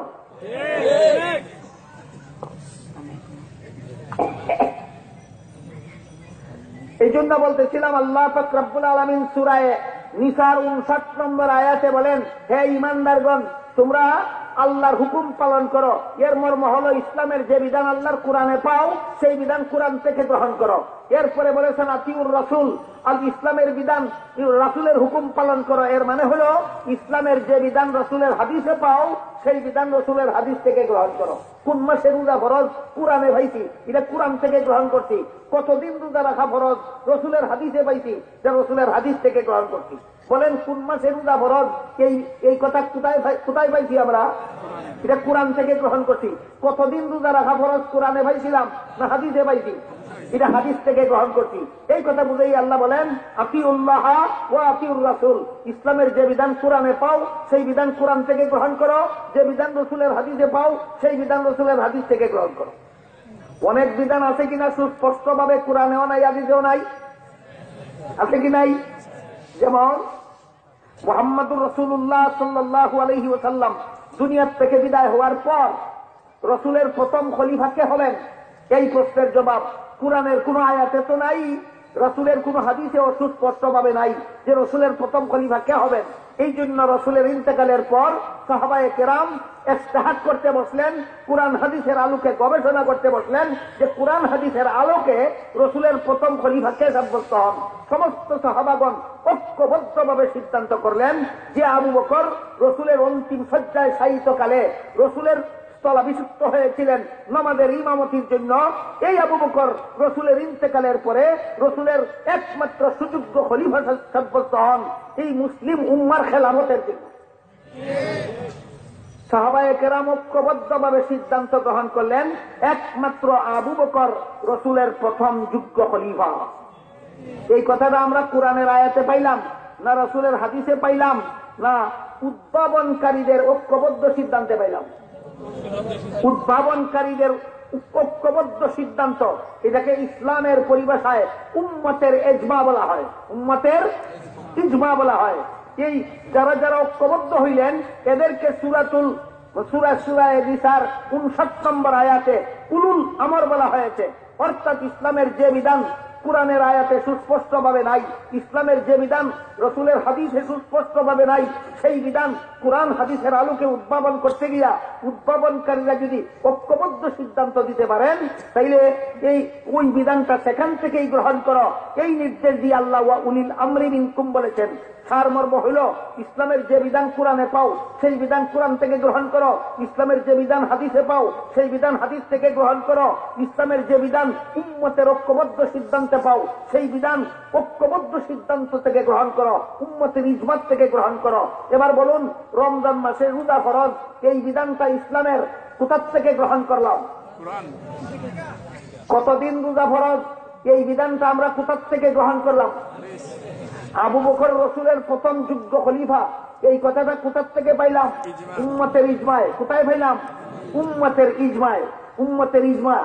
আর যদি আল্লাহ পাক রব্বুল আলামিন বলেন উদ্ভাবনকারীরা যদি কুরআন হাদিসের ব্যাখ্যা বিশ্লেষণের মাধ্যমে ঐক্যবদ্ধ সিদ্ধান্ত না দিয়া এক একজন মুস্তাহিদে এক একটা সমাধান দিয়া থাকেন, তাই এক একজন মুস্তাহিদের এক একটা সমাধানকেই এক একটা মযহাব বলা হয়।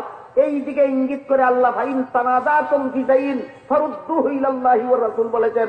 এর মর্ম হলো যে উদ্ভাবনকারীরা উদ্ভাবন করতে গিয়া যদি ঐক্যবদ্ধ সিদ্ধান্ত দিতে না পারেন, বরং তারা কুরআন হাদিসের আলোকে সমাধান বের করতে গিয়া এক একজনের এক এক সমাধান দেন, তাহলে এক একজন মুস্তাহিদের এক এক সমাধানকেই এক একটা মযহাব বলা হয়।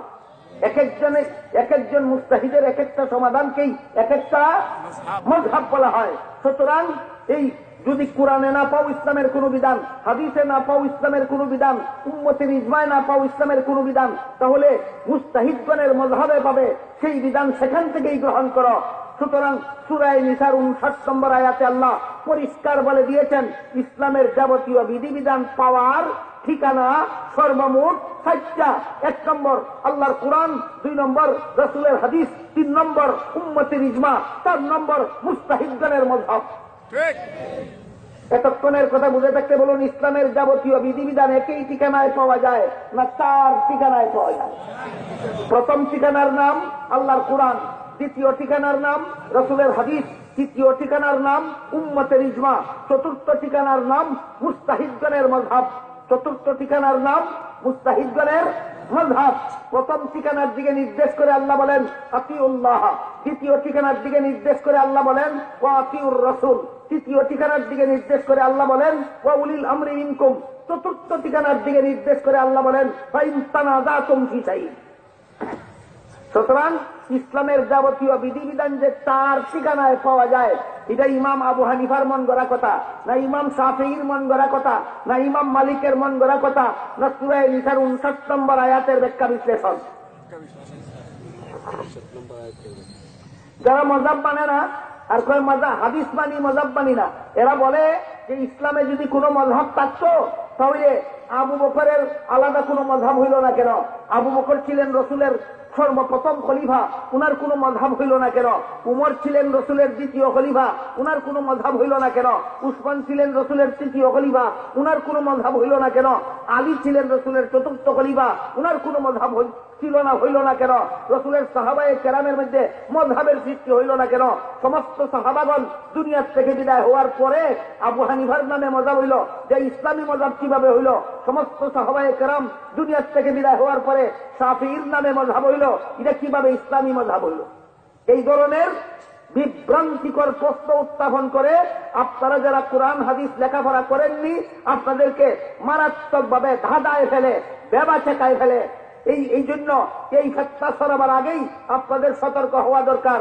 এই সমস্ত গণ্য মূর্খরা জানে না আবু বকরের আলাদা একটা মযহাব ছিল, এরা জানে না হযরত উমরের আলাদা একটা মযহাব ছিল, এই গণ্য লামাযহাবী গণ্য মূর্খরা জানে না হযরত উসমানের আলাদা একটা মযহাব ছিল, লামাযহাবী গণ্য মূর্খরা জানে না হযরত আলীর আলাদা একটা মযহাব ছিল, লামাযহাবী গণ্য মূর্খরা জানে না উম্মুল মুমিনিন আয়েশার একটা মযহাব ছিল, গণ্য মূর্খ লামাযহাবীরা জানে না ইবনে আব্বাসের আলাদা একটা মযহাব ছিল, গণ্য মূর্খ লামাযহাবীরা জানে না হযরত আব্দুল্লাহ ইবনে মাসউদ রাদিয়াল্লাহু আনহু আলাদা একটা মযহাব ছিল, গণ্য মূর্খ লামাযহাবীরা জানে না সাহাবায়ে কেরামদের মধ্যে যখন মযহাবের উদ্বোধন হইত, মযহাবের উদ্ভব হইত, তখন ভিন্ন ভিন্ন মযহাবের কথা রসুলের সামনে পেশ করা হইত, রসুল উভয় মযহাবকে সমর্থন দিয়া দিতেন, গণ্য মূর্খ লামাযহাবীরা জানে না।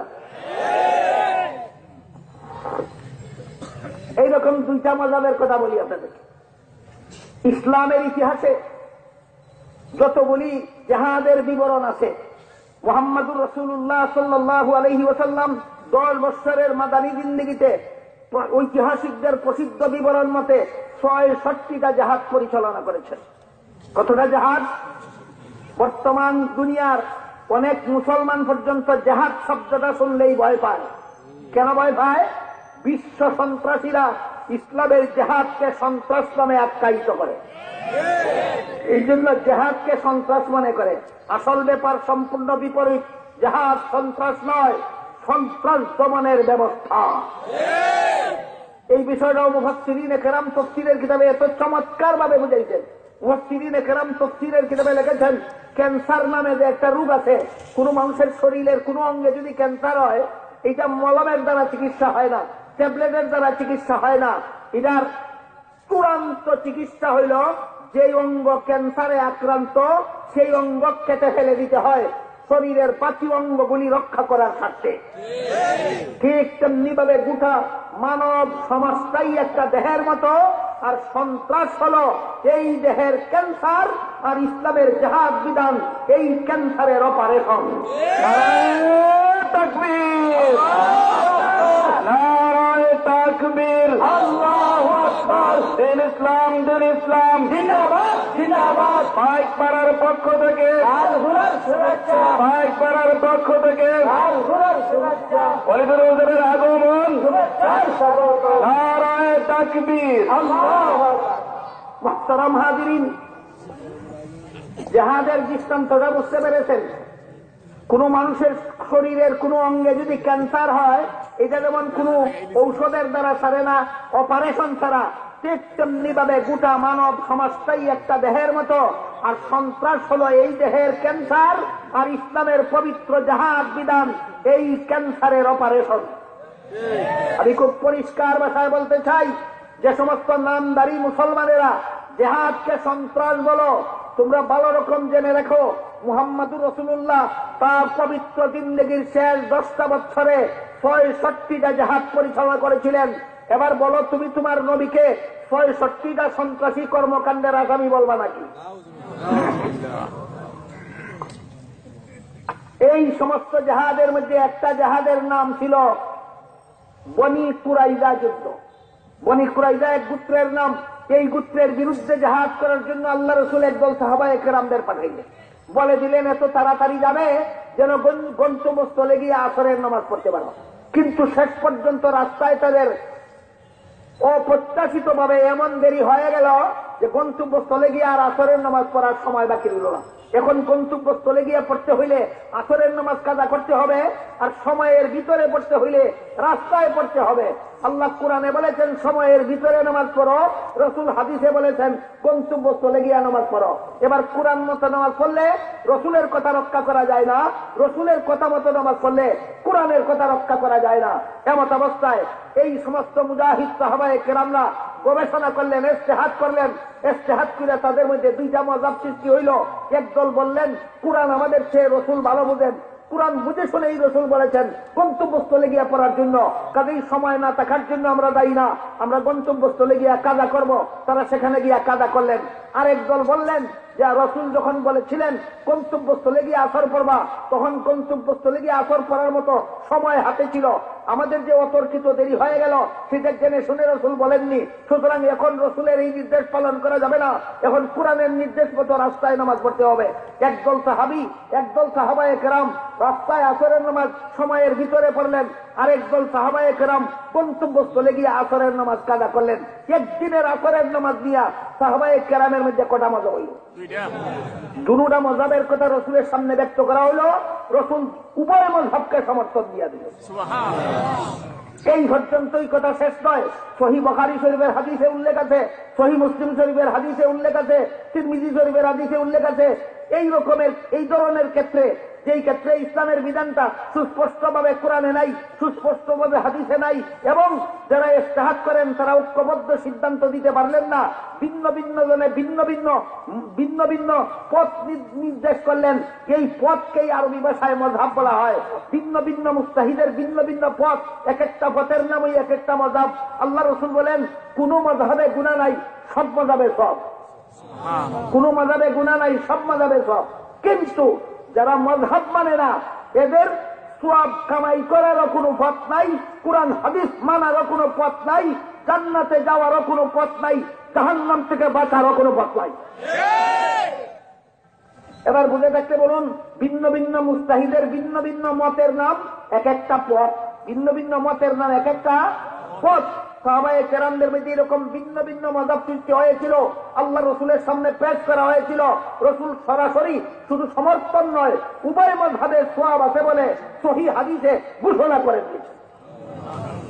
এবার শুনুন, হযরত আবু বকরের আলাদা একটা মযহাব ছিল, হযরত উমরের আলাদা একটা মযহাব ছিল, ইবনে মাসউদের আলাদা একটা মযহাব ছিল, ইবনে আব্বাসের আলাদা একটা মযহাব ছিল, উম্মুল মুমিনিনের আলাদা একটা মযহাব ছিল। লা মযহাবী গণ্য মূর্খরা জানে না। আমি যদি সবগুলির উদাহরণ দিতে যাই রাত পোহায় যাবে, আলোচনা শেষ হবে না। শুধু প্রথম দুই খলিফার দুইটা মযহাবের উদাহরণ দিয়া এই প্রসঙ্গটা সমাপ্ত করি। বলুন, রসুলের প্রথম খলিফাকে? রসুলের দ্বিতীয় খলিফাকে? উমর। হযরত আবু বকরের মযহাব ছিল যে আল্লাহর রাসূল সাল্লাল্লাহু আলাইহি ওয়াসাল্লাম জিন্দেগিতে কখনো রমজান মাসের প্রতিদিন, যে কোনো রমজান মাসের প্রতি রাত্রে মসজিদে গিয়ে তারাবির নামাজ প্রত্যেক দিন জামাতের সাথে পড়েননি। 2-3 দিন পড়ছেন, এর বেশি পড়েননি। কাজেই আমরাও প্রতিদিন মসজিদে গিয়ে তারাবির নামাজ জামাতের সাথে পড়ব না। এটা কার মযহাব? এটা ছিল আবু বকর সিদ্দিক রাদিয়াল্লাহু আনহু। যেমন ভাবে আল্লাহ রসুল রমজানের প্রতি রাত্রে মসজিদে গিয়ে জামাতের সাথে তারাবি পড়েননি, তেমনি ভাবে আবু বকরও রমজানের প্রতি রাত্রে মসজিদে গিয়ে জামাতের সাথে তারাবির নামাজ পড়েননি। আবু বকরের মযহাবটা রসুলের হাদিস বিরোধী ছিল না, হাদিসের পক্ষে ছিল, হাদিসের পক্ষে ছিল। হযরত আবু বকরের ইন্তেকালের পর উমর যখন খলিফা হইলেন, রসুলের দ্বিতীয় খলিফা, তখন উমর বললেন, রাসূল কেন 3 দিনের বেশি মসজিদে তারাবির নামাজ জামাতের সাথে পড়তে গেলেন না? তাও হাদিসে উল্লেখ আছে। সেটা হইল, রসুল প্রথম দিন যখন তারাবির নামাজ জামাতে পড়ার জন্য মসজিদে গেছিলেন, আশপাশের মুসলমানেরা জামাতে শরীক হয়েছিল। দ্বিতীয় দিন যখন গেছিলেন, জামাত অনেক বড় হয়ে গেল। তৃতীয় দিন যখন গেছিলেন, তখন জামাত কল্পনাতীতভাবে বড় হয়ে গেল। তখন আল্লাহ রসুল বলেন, তারাবির নামাজের জামাতের প্রতি মুসলমানদের যে উৎসাহ উদ্দীপনা দেখা যাচ্ছে, এমতাবস্থায় আমি যদি প্রতিদিন তারাবির নামাজ জামাতের সাথে পড়ি, আমার আশঙ্কা হয় তারাবির নামাজ জামাতে পড়া আমার উম্মতের জন্য ওয়াজিব হয়ে যাবে। যদি ওয়াজিব হইয়া যায়, তখন যদি কোনো উম্মত কোনোদিনও জামাতে শরীক হইতে না পারে, গুনাহগার হয়ে যাবে। তাই আমার উম্মতকে গুনাহগার হওয়ার থেকে বাঁচাবার জন্য আমি আর বাকি দিনগুলি তারাবির নামাজের জামাতে গেলাম। বর্তমানে যেহেতু রসুল দুনিয়াতে নাই, এখন আমরা সবাই মিলে তারাবির নামাজ রেগুলার জমাতে পড়লেও আর ওয়াজিব হওয়ার আশঙ্কা নাই। সুতরাং আমরা এখন থেকে রেগুলার তারাবির নামাজ জমাতের সাথে পড়ব। এইভাবে হযরত উমর তারাবির নামাজ প্রতিদিন জমাতের সাথে পড়ার ব্যবস্থা করলেন। এটা কার মযহাব? লা মযহাবির আর বাহের মযহাব। বলেন, এটা কার মযহাব? এটা উমরের মযহাব। তারাবির নামাজ রেগুলার জমাতে পড়ব না, এটা কার মযহাব? আবু বকরের মযহাব। তারাবির নামাজ রেগুলার জমাতে পড়ব, এটা কার মযহাব? তাইলে আবু বকরের আলাদা একটা মজাব ছিল, লা মযহাবি নামের গণ্য মূর্খরা জানে না। হযরত উমরের আলাদা একটা মজাব ছিল, লা মযহাবি নামের গণ্য মূর্খরা জানে না। সুতরাং যা জানো না তা নিয়ে নাক গলাইতে যাইও না। সাহাবায়ে কেরামের মধ্যে অসংখ্য অগণিত মজাব ছিল, 4 মজাবের 4 ইমাম সাহাবায়ে কেরামের সমস্ত মযহাবকে 4 মযহাবের মধ্যে সমন্বয় সাধন করে দিয়েছেন।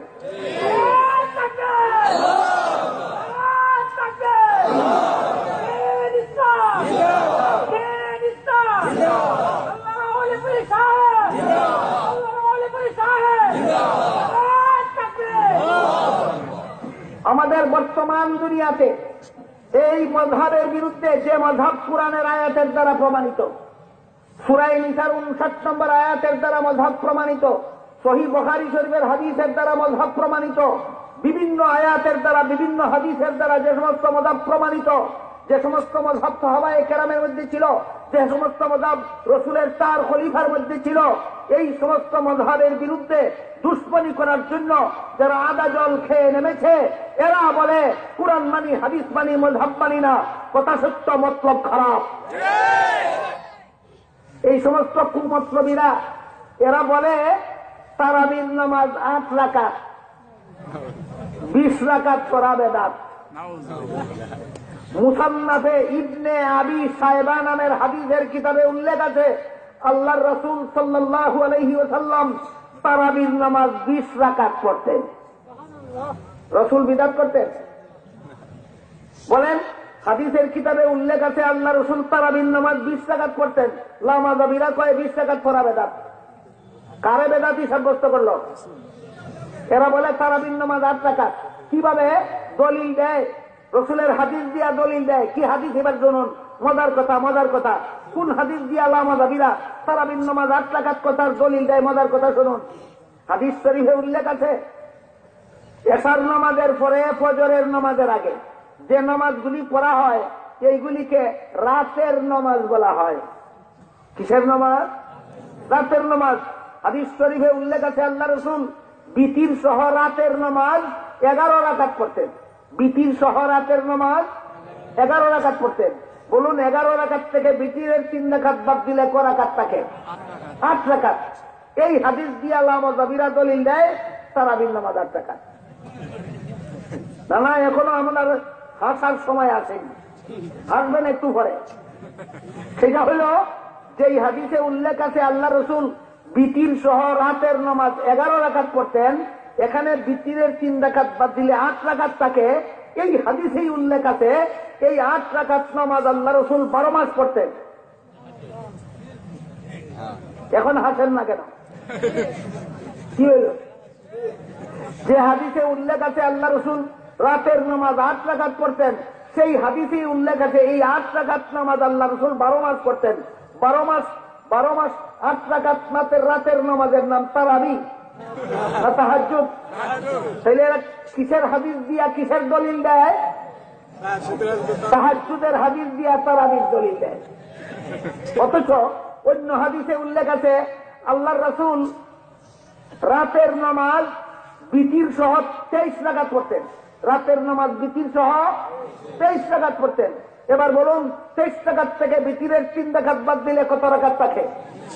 এই হাদিসেই উল্লেখ আছে এই 20 রাকাত নামাজ আল্লাহ রাসূল শুধুমাত্র রমজান মাসে পড়তেন। বলুন, 8 রাকাতেরও হাদিস আছে কিনা? 20 রাকাতেরও হাদিস আছে কিনা? 8 রাকাতের হাদিস রমজানের না 12 মাসের? 20 রাকাতের হাদিস 12 মাসের না রমজানের? তাইলে কি করলো এই লামাযাবি গণ্ড মূর্খরা? কি করলো? তাহাজ্জুদের হাদিস দিয়া তারাবির দলিল দিল। এক গাইয়ের বাছুর নিয়ে আরেক গাই জয়তে গেল। এই রকম দান্দালি ছাড়া লামাযাবিদের অস্তিত্ব টিকাবার কোন উপায় নাই। আমার এতক্ষণের কথা বুঝে থাকতে বলুন, শুধু কোরআনেই ইসলামের সবগুলি বিধান, শুধু রাসূলের হাদিসেই না উম্মতের ইজমায়ও মুস্তাহিদগণের মযহাবেও? ইসলামের কিছু বিধান কোরআনে আছে, কিছু বিধান হাদিসে আছে, কিছু বিধান উম্মতের ইজমায় আছে, আর কিছু বিধান ইমামগণের মযহাবে আছে। কথা পরিষ্কার হইল? কাজেই ইসলামকে পরিপূর্ণভাবে পালন করার বিকল্প কোনো পথ নাই মযহাব মানা ছাড়া।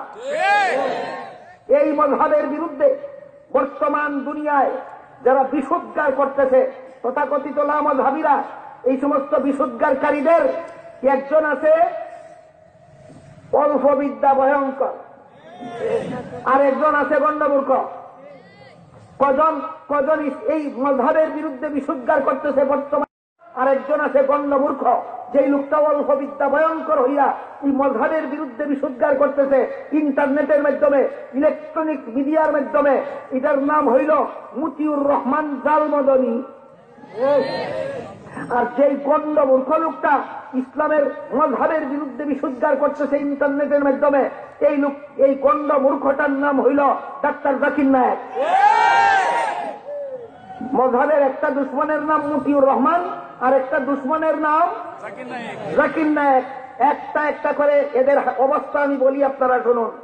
ডাক্তার জাকির নায়েক তার এক বক্তৃতায় বলে, বর্তমান দুনিয়ায় একদল মুসলমান নিজেদের পরিচয় দেয় কয় আমরা হানাফি, আরেকদল মুসলমান নিজেদের পরিচয় দেয় বলে কয় আমরা শাফি, আরেকদল মুসলমানে কয় আমরা মালিকি, আরেকদল মুসলমানে কয় আমরা হাম্বলি। আমি ডাক্তার জাকির নায়েকের বক্তব্যের মর্মটা আপনাদেরকে শোনাই, শুধু শুননার আর বোঝার চেষ্টা করবেন। হ্যাঁ না ঠিক বেঠিক কিচ্ছু বলবেন না, এইগুলি আমি বলবো পরে, ঠিক আছে? আপনারা হাও বলবেন না, নাও বলবেন না, ঠিকও বলবেন না, বেঠিকও বলবেন না। ডাক্তার জাকির নায়েকের বক্তব্যটা শুধু শুনুন, মন্তব্য আমি পরে করব। ডাক্তার জাকির নায়েক বলে যে একদল মুসলমানে বর্তমান দুনিয়াতে নিজেদের হানাফি কইয়া পরিচয় দেয়, আরেক দলে নিজেদের শাফি কইয়া পরিচয় দেয়। কয় আমি জিজ্ঞাসা করি মুহাম্মদুর রাসূলুল্লাহ হানাফি ছিলেন না শাফি ছিলেন? কয় আমি বলি মুহাম্মদুর রাসূলুল্লাহ হানাফিও ছিলেন না, শাফিও ছিলেন না, তিনি তো শুধুমাত্র একজন মুসলমান ছিলেন। কাজেই মুহাম্মদুর রাসূলুল্লাহ যা ছিলেন, মুহাম্মদুর রাসূলুল্লাহর সমস্ত উম্মতকে তাই হতে হবে। মুহাম্মদুর রাসূলুল্লাহ হানাফি ছিলেন না, তার কোন উম্মত হানাফি হতে পারে না। মুহাম্মদুর রাসূলুল্লাহ শাফিঈ ছিলেন না, তার কোন উম্মত শাফিঈ হতে পারে না। মুহাম্মদুর রাসূলুল্লাহ মালিকি ছিলেন না, তার কোন উম্মত মালিকি হতে পারে না। মুহাম্মদুর রাসূলুল্লাহ হাম্বলি ছিলেন না, তার কোন উম্মত হাম্বলি হতে পারে না। এটা হলো জাকির নায়েকের বক্তব্য। এইবার আমি জিজ্ঞাসা করি, মুহাম্মদুর রাসূলুল্লাহর একদল উম্মত ছিলেন কিনা সাহাবা? সব উম্মতই সাহাবা না একদল উম্মত সাহাবা? আর একদল উম্মত ছিলেন কিনা তাবেঈন? সব উম্মতই তাবেঈন না একদল উম্মত তাবেঈন? আর একদল উম্মত ছিলেন কিনা তাবে তাবেঈন? সব উম্মতই তাবে তাবেঈন না একদল উম্মত তাবে তাবেঈন? এবার এই গণ্যমূর্খ জাকির নায়েক, তোমার কোরআন তেলাওয়াত সহি নয়। হাদিস শরীফে আল্লাহ রাসূল বলেন, রুব্বা কারিল কুরআন ইয়াকরাউল কুরআন ওয়াল কুরআন ইয়ালারুহু। অনেক কোরআন তেলাওয়াতকারী একদিকে কোরআন তেলাওয়াত করতে থাকে, অপরদিকে কোরআন থেকে লানত করতে থাকে।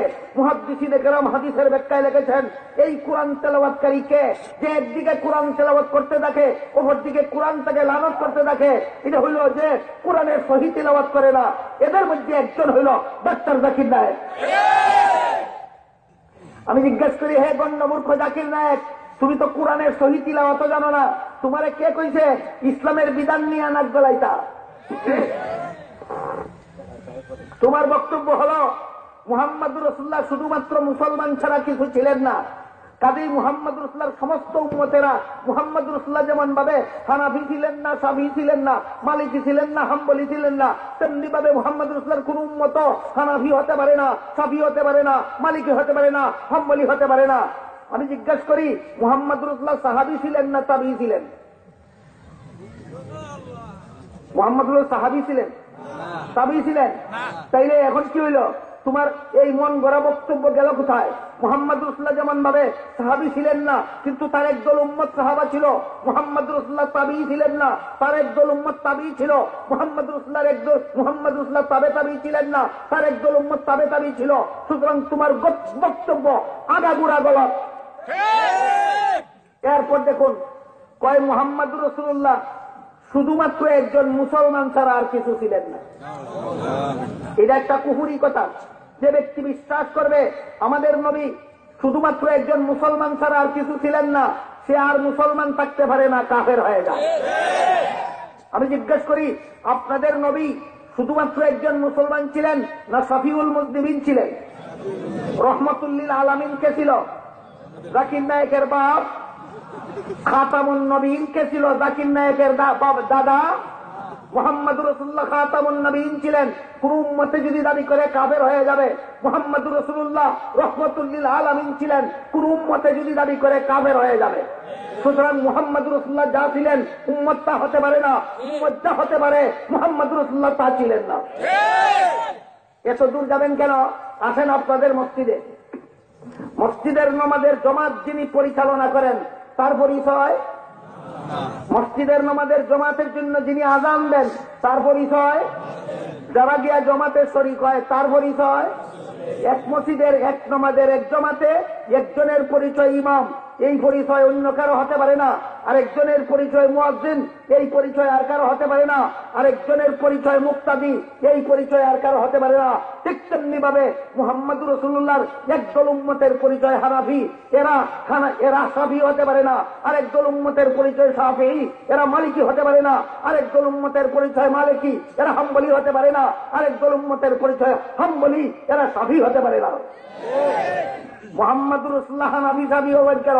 মুহাম্মদুর রাসূলুল্লাহ হানাফি শাফিঈ নির্বিশেষে ইসলামের সমস্ত মাযহাবগুলির অনুমোদনদাতা ছিলেন। এই কথাটা আপনাদের কেমনে বোঝাই? কেউ যদি বলে শেখ হাসিনা স্বাস্থ্যমন্ত্রী না সমাজ কল্যাণ মন্ত্রী না স্বরাষ্ট্রমন্ত্রী না পররাষ্ট্রমন্ত্রী, একটাও না, একটাও না। শেখ হাসিনা সমাজ কল্যাণ মন্ত্রী হবে কেন? শেখ হাসিনা কি নাম স্বরাষ্ট্রমন্ত্রী হবে কেন? শেখ হাসিনা পররাষ্ট্রমন্ত্রী হবে কেন? শেখ হাসিনা সকল মন্ত্রীদের অনুমোদনদাতা। যেমন ভাবে শেখ হাসিনা স্বরাষ্ট্রমন্ত্রী নয়, পররাষ্ট্রমন্ত্রী নয়, শিক্ষামন্ত্রী নয়, স্বাস্থ্যমন্ত্রী নয়, সমাজ কল্যাণ মন্ত্রী নয়, সকল মন্ত্রীর অনুমোদনদাতা। ঠিক তেমনি ভাবে মুহাম্মদুর রাসূলুল্লাহ হানাফি নন, শাফিঈ নন, মালিকি নন, হাম্বলি নন, সব মাযহাবের অনুমোদনদাতা। এই একটা গণ্ড মূর্খ লোক যে ইসলামের কোন বিধিবিধান বুঝার মতো যোগ্যতা তো রাখেই না, কুরআন সহিহ তেলাওয়াত করার মতো যোগ্যতা রাখে না। এই গণ্ড মূর্খটা ইলেকট্রনিক মিডিয়াকে কেন্দ্র করে ইন্টারনেটের মাধ্যমে সারা দুনিয়াতে মাযহাবের বিরুদ্ধে বিশুদ্ধার করে যাচ্ছে। এই লামাযাবিদের মুখপাত্র একটা, এটা হল গণ্ড মূর্খ। লামাযাবিদের আরেকজন মুখপাত্র বর্তমান দুনিয়াতে ইন্টারনেটে কাজ করে যাচ্ছে ইলেকট্রনিক মিডিয়ার মাধ্যমে, ওইটা গণ্ড মূর্খ নয়, এটারে আমি বলি নিমুল্লা। নিমুল্লা, এটার নাম মতিউর রহমান আল মাদানী নয়, জাল মাদানী। মদিনার জন্মগ্রহণকারীও নয়, মদিনার বংশোদ্ভূত নয়, সে ভারতের বাংলা ভাষাভাষী। সে ওইখানে লেখাপড়া করিয়া ওইখানে বসে বসে দাম্মাম শহরে বসে বসে সারা দুনিয়ার হানাফি মাযহাবের বিরুদ্ধে বিশুদ্ধার করে যাচ্ছে, সারা দুনিয়ার 4 মাযহাবের অনুসারীদের বিরুদ্ধে বিশুদ্ধার করে যাচ্ছে। এই সমস্ত লামাযহাবীরা বলে পুরুষের নামাজে আর নারীর নামাজে কোনো বেশকম নেই, পুরুষের নামাজে আর নারীর নামাজে কোনো ব্যবধান নেই। হাদিস শরীফে আল্লাহ রাসূল সাল্লাল্লাহু আলাইহি ওয়াসাল্লাম বলেন, যে সমস্ত পুরুষরা শরীয়ত সম্মত কারণ ছাড়া মসজিদের জমাতে শরীক হয় না, আমার মন চায় তাদের ঘর আগুন দিয়ে জ্বালিয়ে দেই। 2 দল মানুষের কারণে এদের ঘরে আগুন দিলাম না, একদল হলো নারী আর একদল হলো শিশু। ঘর আগুন দিয়ে জ্বালিয়ে দিলে নারীরা যাবে কোথায়? ঘর আগুন দিয়ে জ্বালিয়ে দিলে শিশুরা যাবে কোথায়? এই হাদিসে আল্লাহ রাসূল পরিষ্কার করে দিলেন, পুরুষরা মসজিদে গিয়ে জমাতে নামাজ পড়বে, নারীরা নয়। আরো সুস্পষ্ট ভাষায় আল্লাহ রাসূল বলেন, খায়রু মাসাজিদিন নিসাই কারু বুয়ুতিহিন্না, নারীদের শ্রেষ্ঠ মসজিদ তাদের ঘরের কোণা। নারীদের শ্রেষ্ঠ মসজিদ তাদের ঘরের কোণা। এবার বলুন, পুরুষ নামাজ পড়ার উত্তম জায়গা কোথায়? নারীদের নামাজ পড়ার উত্তম জায়গা কোথায়? ঘরের কোণায়। এরপরেও এই সমস্ত লামাযাবি ফিতনাবাজেরা বলে পুরুষের নামাজে আর নারীর নামাজে বেশ কম নাই। স্মরণ রাখবেন, জুম্মার নামাজ পুরুষের উপর ফরজ, নারীর উপর ফরজ নয়। ঈদের নামাজ পুরুষের উপর ওয়াজিব, নারীর জন্য ওয়াজিব নয়। 5 বেলার নামাজ, তারাবির নামাজ জামাতের সাথে পড়া পুরুষের জন্য সুন্নাত, নারীর জন্য সুন্নাত নয়। পুরুষের নারী নামাজে ব্যবধান নাই। আমি জিজ্ঞাসা করি আপনাদেরকে, একটা পুরুষ যদি নাভির থেকে হাঁটু পর্যন্ত দেখে, বাকি সর্বাঙ্গ খোলা রেখে নামাজ পড়ে ফেলে, শরীর খোলা রাখার কারণে নামাজ মাকরুহ হতে পারে, কিন্তু নাভির থেকে হাঁটু পর্যন্ত ডাকার কারণে কোন রকমে আদায় হয়ে যাবে কিনা? আদায় হয়ে যাবে। একটা নারীও যদি নাভির থেকে হাঁটু পর্যন্ত দেখেই নামাজ পড়ে ফেলে, নামাজ হবে?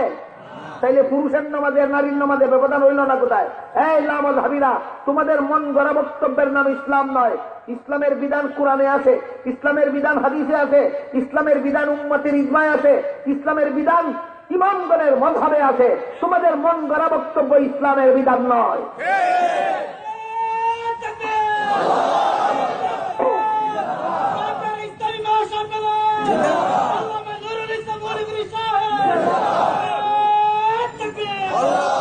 আরেকটা মজার কথা শুনুন, এই ফিতনাবাজ নামাজাবেরা একদিকে বলে যেহেতু নারী পুরুষের নামাজে কোনো ব্যবধান নাই, এই জন্য না পুরুষরা যেমন ভাবে মসজিদে গিয়ে জমাতে নামাজ পড়তে হবে, তেমনি ভাবে নারীরাও মসজিদে গিয়ে জমাতে নামাজ পড়তে হবে। এটা হলো এদের একটা ফতোয়াবাদী। আরেকটা ফতোয়াবাদী হইল এই নামাজাবিদের, নারীরা মসজিদে গিয়ে জমাতে নামাজ পড়তে হবে এবং চেহারা খোলা রাখতে হবে। দুইটা ফতোয়া একত্র করলে ফলাফল কি বের হয়? ফলাফল বের হয় মতলব খারাপ। ফলাফল কি বের হয়? এবার বোঝার চেষ্টা করুন মতলব খারাপ কি। আমাদের সমাজে একদল মানুষ আছে যারা বলে নারী পুরুষ সমান সমাজে, আর একদল মানুষ আছে যারা বলে নারী পুরুষ সমান নামাজে। যারা বলে নারী পুরুষ সমাজে সমান এরা হইল নারীবাদী, আর যারা বলে নারী পুরুষ নামাজে সমান এরা হইল লামাজাবি। বুঝে থাকতে বলুন, কদল লোকে বলে নারী পুরুষ সমান। একদল নারীবাদীরা বলে নারী পুরুষ সমান, আর একদল লামাজাবিরা বলে নারী পুরুষ সমান। এই সমাজে যারা বলে নারী পুরুষ সমান, এদেরকে জিজ্ঞাসা করি, নারী পুরুষ যদি সমান হয়ে থাকে তাহলে পুরুষের যেমন 4টা বিবি রাখার অধিকার আছে, তোমার বিবিরও 4টা স্বামী রাখার অধিকার আছে। তোমার ঘরে বন্দি করে রেখেছে কেন? আরো 3 স্বামীর ঘরে বিয়া দাও না কেন? সমাজে যারা কয় নারী পুরুষ সমান, সমাজে যে সমস্ত নারীরা বলে নারী পুরুষের সমান অধিকার, এই সমস্ত নারীদের জিজ্ঞাসা করি, কোরআন পুরুষকে একসাথে 4 বিয়া করার অধিকার দিছে। যদি নারীরা পুরুষের সমান অধিকার হয় তাহলে এই সমস্ত নারীবাদী নারীরা তোমরা 1 স্বামীর ঘরে বসে আছে কেন? আবার 4 স্বামীর ঘরে যাও না কেন? গেল যারা বলে সমাজে যারা বলে নারী পুরুষ সমান। এইবার আসেন যারা বলে নমাজে নারী পুরুষ সমান, এরা কারা? এরা লামাজাবি। ওই সমাজে যারা নারী পুরুষ সমান বলে আসলে তারাও আন্তরিকভাবে সমান জানে না, সমান বিশ্বাস করে না, কুমতলবে কয়। কুমতলবটা কি?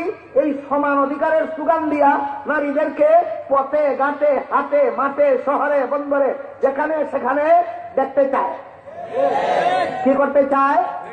সমাজে যারা নারী পুরুষ সমান কয় এরা নারীরারে পথে ঘাটে দেখতে চায়, আর নমাজে যারা নারী পুরুষ সমান কয় এরা নারীরারে মসজিদের ভিতরে দেখতে চায়। মসজিদের ভিতরে দেখতে যায় তার প্রমাণ কয় নারীরা মসজিদে যাইতে হবে, চেহারা খোলা রাখতে হবে। মতলবটা কি? আরো পরিষ্কার বাকি রইল মতলবটা কি?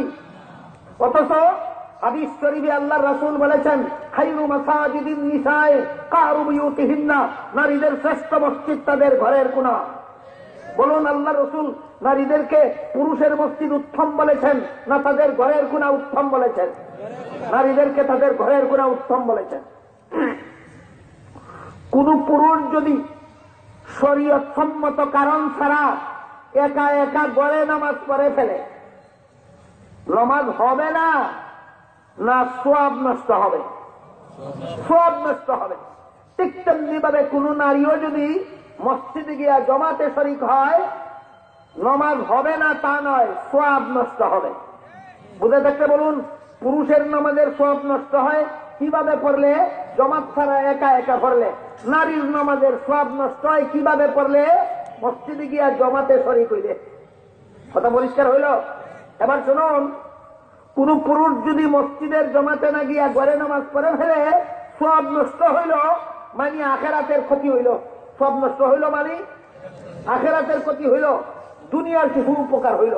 মসজিদে আসা যাওয়ার সময় বাঁচলো, মসজিদে আসা যাওয়ার পরিশ্রম থেকে বাঁচলো, মসজিদে যাইতে হইলে যদি গাড়ি নিয়ে যাইতে হইতো তেল খরচ বাঁচলো। ক্ষতি হইল আখেরাতের, লাভ হইল দুনিয়ার। নারী যদি মসজিদের জমাতে যায় সব নষ্ট, দুনিয়ারও ক্ষতি। এটার নাম হইল আমও গেল সালাও গেল। আমও গেল। পুরুষ যদি একা একা ঘরে নামাজ পড়ে আম গেল সালা রইল। পুরুষ যদি একা একা ঘরে নামাজ পড়ে কি গেল কি রইল? আম গেল সালা রইল। নারী যদি লামাজাবিদের কথায় মসজিদে গিয়ে জমাতে শরীক হয় আখেরাতেরও ক্ষতি, দুনিয়ারও ক্ষতি। আমও গেল সালাও গেল। একটা মেয়ে লোক মুহাম্মদুর রাসূলুল্লাহ সাল্লাল্লাহু আলাইহি ওয়াসাল্লামের কাছে অনুমতি চাইল মদিনা শরীফের মসজিদে গিয়া রসুলের ইমামতিতে জমাতে শরীক হইয়া নামাজ পড়তে। কেন? আপনারা জানেন মদিনা শরীফের মসজিদের জমাতে শরীক হইলে এক রাকাতে 50,000 রাকাতের সমান সওয়াব পাওয়া যায়। এই সওয়াবটা পাওয়ার জন্য একজন নারী মুহাম্মদুর রাসূলুল্লাহর কাছে অনুমতি চাইল মদিনা শরীফের মসজিদের জমাতে শরীক হওয়ার জন্য। আল্লাহ রসুল বলেন, এই সবটাই তুমি ঘরের কোনায় একা একা বললে ভাইবা, তোমার জন্য জমাতে শরীক হওয়ার অনুমতি নাই। রসুল নিষেধ করেন, লামাজাবিরা আদেশ করে। রসুল নিষেধ করেন, লামাজাবিরা আদেশ করে। সুতরাং লামাজাবিরা রসুলের হাদিস মানে হাদিস মানে না। এরা আপনাদেরকে দুঃখা দেওয়ার জন্য বলে আমরা হাদিস মানি মযহাব মানি না। এটা একটা দুঃখাবাদী কথা। হাদিস মানি মযহাব মানি না, মযহাব না মানলে হাদিস মানার কোন পাপ নাই। এই জন্য আপনাদের সামনে পবিত্র কোরআনের সূরা নিসার 59 নম্বর যে আয়াত তিলাওয়াত করেছিলাম, আয়াতের মর্মটা আবার আপনাদেরকে স্মরণ করিয়ে দিয়ে আমার বক্তব্য শেষ করতে চাই। আল্লাহ বলেন, হে ইয়া আইয়ুহাল্লাযীনা আমানু, হে ঈমানদারগণ, আতিউল্লাহ, আল্লাহর হুকুম মানো। এর মানে হলো ইসলামের যে বিধান আল্লাহর কোরআনে পাও সেই বিধান কোরআন থেকে গ্রহণ করো। এরপরে বলে আতিউর রাসূল, রাসূলের হুকুম মানো। এর মানে হলো ইসলামের যে বিধান রাসূলের হাদিসে পাও সেই বিধান রাসূলের হাদিস থেকে গ্রহণ করো। ওয়া উলিল আমরি মিনকুম, এর মানে হলো ইসলামের যে বিধান উম্মতের ইজমায় পাও সেই বিধান উম্মতের ইজমাত থেকে গ্রহণ করো। ওয়া উলিল ফাইন তানাদাতুম, এর মর্ম হলো ইসলামের যে বিধান ইমামগণের মযহাবে পাও সেই বিধান ইমামগণের মযহাব থেকে গ্রহণ করো। বুঝে থাকলে বলুন, এই আয়াতের মধ্যে আল্লাহ ইসলামের যাবতীয় বিধিবিধান পাওয়ার কতটা ঠিকানা বলে দিয়েছেন। আল্লাহর কোরআন, রাসূলের হাদিস, উম্মতের ইজমা, মুস্তাহিদগণের মযহাব, ইমামগণের মযহাব। আল্লাহর কোরআন, রাসূলের হাদিস, উম্মতের ইজমা, ইমামগণের মযহাব, তার ঠিকানায় ইসলামের যাবতীয় বিধিবিধান তার ঠিকানার থেকে গ্রহণ করার জন্য আল্লাহ আমাদেরকে বলেছেন, রাসূলও আমাদেরকে বলেছেন। পরিশেষে একটা জরুরি কথা বলে বক্তব্য শেষ করতে চাই, সেটা হলো কোন দেশের মুসলমান কার মযহাব মানবে? কোন দেশের মুসলমান কার মযহাব মানবে? এই ব্যাপারে আল্লাহ রসুল সুস্পষ্ট নির্দেশনা দিয়েছেন। হাদিস শরীফে উল্লেখ আছে, আল্লাহ রসুল হযরত মুআয ইবনে জাবাল রাদিয়াল্লাহু আনহুকে ইয়ামান দেশের মুসলমানদের মুফতি বানাইয়া পাঠাইছিলেন। জিজ্ঞাসা করেছিলেন, কোথা থেকে তুমি ইয়ামানবাসী মুসলমানদের সমস্যাবলীর সমাধান দিবা? মুআয বলেছিলেন, আল্লাহর কোরআন থেকে দেব। রাসূল বলেন, ইসলামের যে বিধান কোরআনে না পাও সেই ব্যাপারে ইয়ামানবাসী মুসলমানদের সমাধান কোথা থেকে দিবা? হযরত মুআয বলেছিলেন, রাসূলের হাদিস থেকে দেব।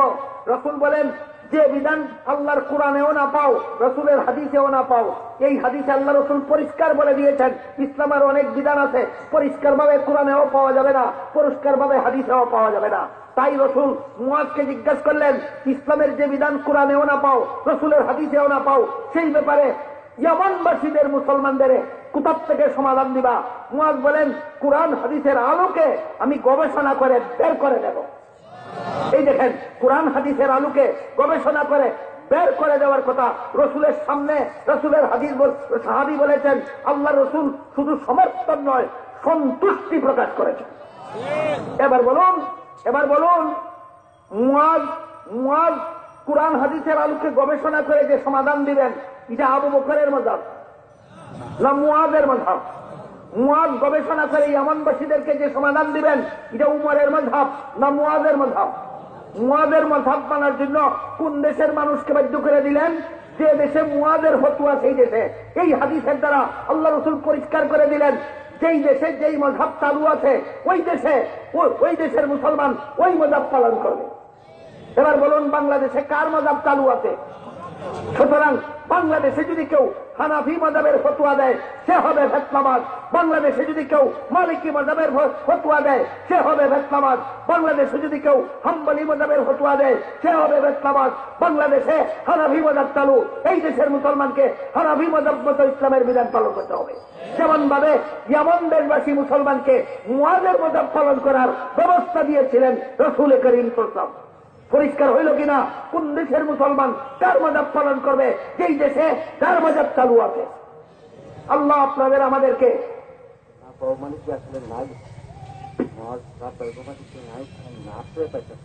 কথা নাই যে কোরআনে হাদিসে যদি না পাও, কথার মানে হইল যে কোরআন হাদিসে নাই এমন নয়, কোরআন হাদিসে হয়তো সরাসরি সমাধান আছে আর নয় বের করার ব্যবস্থা দেওয়া। এই বের করার ব্যবস্থাটার নাম ওই ইস্তেহাদ। আল্লাহ তুমি মেডিকেল কলেজে পড়েছ, তুমি মেডিসিন নিয়ে খুব হেডমাস্টারি করো, তুমি কোন উস্তাদের কাছে সূরাতুল ফাতিহা সহি করে ভরা শিখছো না, তুমি ইসলাম নিয়ে এই নাগাল ফাওনা জায়গা খাদ্যাইতে যাইও না। আপনারা এই সমস্ত লামাযাবিদের ব্যাপারে সতর্ক হতে পারলেই আমি আশা করি আমাদের এই আয়োজন, আমাদের এই আলোচনা সার্থক হবে। আল্লাহ আপনাদের আমাদের সবাইকে তৌফিক দান করুন, আমিন। এর অভাবে অনেক জরুরি কথা বলা সম্ভব হইল না। এর মধ্যে একটা জরুরি কথা হইল এই যে আরেকটা লামাযাবি মতিউর রহমান সে ঘোষণা দিয়েছে আল্লাহ আসমানের উপরে আছেন নিচে নাই। এটা একটা কুফরি মতবাদ, এটা একটা কুফরি মতবাদ। আল্লাহ কুরআন শরীফের বহু আয়াতে বলেছেন আমার বান্দারা যেখানে আছে আমি সেখানেই আছি। বলেন আপনারা আসমানের উপরে আছেন নিচে নাই, আল্লাহ বলেন আপনারা যেখানে আছেন আল্লাহ সেখানেই আছেন। তাহলে আসমানের নিচে নাই না আছেন? আসমানের উপরেও আছেন নিচেও আছেন। সে বলে আল্লাহ আসমানের উপরে আছেন নিচে নাই, এইটা একটা কুফরি মতবাদ, এটা ইসলামী মতবাদ নয়। اللهم صل على سيدنا ونبينا مولانا محمد وعلى آله وأصحابه وبارك وسلم كما تحب وترضى عدد ما تحب وترضى. الحمد لله الذي هدانا لهذا ما كنا لنهتدي لولا أن هدانا الله. ربنا ظلمنا أنفسنا وإن لم تغفر لنا وترحمنا لنكونن من الخاسرين. ربنا آتنا في الدنيا حسنة وفي الآخرة حسنة وقنا عذاب النار. ربنا لا تزغ قلوبنا بعد إذ هديتنا وهب لنا من لدنك رحمة إنك أنت الوهاب. اے اللہ এই মুবারক সম্মেলনকে কবুল আর মঞ্জুর করুন। ইয়া আল্লাহ এখানে কোরআন হাদিস থেকে যা কিছু আলোচনা করা হলো আমাদেরকে সঠিকভাবে বোঝার এবং আমল করার তৌফিক দান করুন। ইয়া আল্লাহ বর্তমান দুনিয়ার সিংহবাদ মুসলমান, সারা দুনিয়ার সিংহবাদ মুসলমান ইয়া আল্লাহ চার মাযহাবের অনুসরণে যথাযথভাবে ইসলাম ধর্ম পালন করে যাচ্ছে। ইয়া আল্লাহ এদের বিরুদ্ধে যারা ফিতনাবাদী করে, অপপ্রচার করে, বিভ্রান্তি ছড়ায়, ইয়া আল্লাহ তাদেরকে আপনি হেদায়েত করুন। যাদের কপালে হেদায়েত নাই ইয়া আল্লাহ তাদেরকে আপনার কুদরতি হাতে দমন করে আপনার নবীর সরল নিরীহ মুসলমান উম্মতকে ইবাদত করুন। ইয়া আল্লাহ এই সম্মেলনের ছেলে আমাদের জিন্দেগানকে হেদায়েত করুন। সমস্ত মুমিন মুসলমান মুর্দেগানকে নাজাত দান করুন। ইয়া আল্লাহ যারা যত রকমের আশা নিয়ে হাত উঠাইছি প্রত্যেকের নেক বাসনাকে কবুল আর মঞ্জুর করুন। ইয়া আল্লাহ আমার কাছে যারা যত রকমের দোয়ার দরখাস্ত করেছেন প্রত্যেকের নেক দোয়াকে কবুল আর মঞ্জুর করুন। ইয়া আল্লাহ অনেক বেমারির পক্ষ থেকে দোয়ার দরখাস্ত, তাদেরকে আরোগ্য দান করুন। ইয়া আল্লাহ অনেকের নাম উল্লেখ করা হয়েছে, অনেকের নাম উল্লেখ করা হয়নি। আমরা বিশ্বাস করি আমাদের ঈমান, আপনি সকলের নাম জানেন, সকলকেই আপনি চিনেন। ইয়া আল্লাহ আমাদের সকলের সকল অভিযোগ পুরা করে দিন। ইয়া আল্লাহ প্রত্যেকের দুঃখ দুর্দশা দূর করে দিন। ইয়া আল্লাহ সমস্ত বেমারীদেরকে আরোগ্য দান করে দিন। ইয়া আল্লাহ সমস্ত সমস্যা জর্জরিতদের সমস্যার সমাধান করে দিন। ইয়া আল্লাহ সমস্ত অভাবগ্রস্তদের অভাব দূর করে দিন। ইয়া আল্লাহ সমস্ত ঋণগ্রস্তদের ঋণ পরিশোধ করার তৌফিক দান করে দিন। ইয়া আল্লাহ সমস্ত চিন্তাগ্রস্তদের চিন্তা দূর করে দিন। ইয়া আল্লাহ সমস্ত দুঃখীদের দুঃখ দূর করে দিন, সমস্ত পেরেশানদের পেরেশানি দূর করে দিন। ইয়া আল্লাহ আমরা যারা গুনার পথে মাঝে মধ্যে চলে যাই আমাদেরকে গুনার থেকে বিরত হওয়ার তৌফিক দান করুন। ইয়া আল্লাহ নেকির পথে আপনার আনুগত্যের পথে জীবনযাপন করার তৌফিক দান করুন। ইয়া আল্লাহ মরণের আগে আগে সমস্ত গুনাহ থেকে তওবা করে পাপ তাপ হওয়ার তৌফিক দান করুন। ইয়া আল্লাহ মরণকালে ইয়া আল্লাহ গুনাহগার অবস্থায় আজরাইলের সাথে সাক্ষাৎ করাবেন না। ইয়া আল্লাহ গুনাহ থেকে পবিত্র অবস্থায় আমাদেরকে বরণ করার তৌফিক দান করুন। ইয়া আল্লাহ মরণকালে আমাদের কলেমা নসিব করুন। ইয়া আল্লাহ কবরে মুনকার নাকির ফেরেশতার সওয়ালের জবাব দেওয়ার তৌফিক দান করুন। ইয়া আল্লাহ কবরের আযাব থেকে আমাদের রেহাই দান করুন। ইয়া আল্লাহ আমাদের কবরকে বেহেশতের বাগান বানিয়ে রাখুন। ইয়া আল্লাহ হাসরের মাঠে আপনার আরশের ছায়ার নিচে আমাদের ছায়া দান করুন। ইয়া আল্লাহ হাসরের মাঠে নবীর হাউজে কাউসারের পানি আমাদের নসিব করুন। ইয়া আল্লাহ হাসরের মাঠে নবীর শাফাআতে কুবরা না শাফাআতে সুগরা আমাদের নসিব করুন। ইয়া আল্লাহ হাসরের মাঠে আমাদের হিসাব কঠিন না করে আসান করুন। ইয়া আল্লাহ পুলসিরাতের পুল সহজে পার হওয়ার তৌফিক দান করুন। ইয়া আল্লাহ জাহান্নাম থেকে আমাদের রক্ষা করুন। ইয়া আল্লাহ জান্নাতুল ফিরদাউসে আমাদের ঠিকানা দান করুন। ইয়া আল্লাহ আমাদের সমাজে শান্তি শৃঙ্খলা প্রতিষ্ঠা করে দিন, অশান্তি বিশৃঙ্খলা দূর করে দিন। ইয়া আল্লাহ রাজনৈতিক হানাহানি মারামারি কাটাকাটি খুনাখুনি এই সমস্ত দাঙ্গা হাঙ্গামা বন্ধ করে দিয়ে আল্লাহ শান্তির বাংলাদেশ বানায়া দিন। ইয়া আল্লাহ শান্তিময় বাংলাদেশ বানায়া দিন। ইয়া আল্লাহ শান্তিময় বাংলাদেশ বানায়া দিন। ইয়া আল্লাহ আমাদের দেশকে হেফাজত করুন। ইয়া আল্লাহ দেশের স্বাধীনতা হেফাজত করুন। ইয়া আল্লাহ দেশের সার্বভৌমত্ব হেফাজত করুন। ইয়া আল্লাহ দেশের ভৌগোলিক সীমারেখা হেফাজত করুন। ইয়া আল্লাহ দেশের বাসিন্দাদের জানমাল ইজ্জত হেফাজত করুন। ইয়া আল্লাহ মুমিন মুসলমানের ঈমান আমল হেফাজত করুন। ইয়া আল্লাহ সারা দুনিয়ার মুসলিম মুসলমানদেরকে সাহায্য করুন। ইয়া আল্লাহ জালিম সন্ত্রাসীদের হেদায়েত করুন। যাদের কপালে হেদায়েত নাই ইয়া আল্লাহ তাদেরকে আপনি কুদরতি হাতে দমন করে ইয়া আল্লাহ আপনার নিরীহ অসহায় বান্দা বান্দীদের রক্ষা করুন। ইয়া আল্লাহ আমাদের পক্ষ থেকে লাখ লাখ কোটি কোটি দুরুদ সালাম রসুল করিম সাল্লাল্লাহু আলাইহি ওয়াসাল্লামের রওজা শরীফে পৌঁছে দিন। ইয়া আল্লাহ এই সম্মেলনের আয়োজনকারী, সাহায্যকারী, সহযোগিতাকারী, যোগদানকারী, সমর্থনকারী সকলের খেদমতকে কবুল আর মঞ্জুর করুন। ইয়া আল্লাহ এই সম্মেলনকে স্থায়ী করুন, দীর্ঘায়িত করুন। ইয়া আল্লাহ এই সম্মেলনকে জিন্দেগানের হেদায়েতের উসিলা এবং মুর্দাগানের নাজাতের জরিয়া বানায়া দিন। রব্বানা তাকাব্বাল মিন্না ইন্নাকা আনতাস সামিউল আলিম ওয়া তুব আলাইনা ইন্নাকা আনতাত তাওয়াবুর রহিম ওয়া সুবহানা রাব্বিকা রাব্বিল ইজ্জাতি আম্মা ইয়াসিফুন ওয়া সালামুন আলাল মুরসালিন ওয়ালহামদুলিল্লাহি রাব্বিল আলামিন। আমিন বিরহমাতিকা ইয়া আরহামার রাহিম।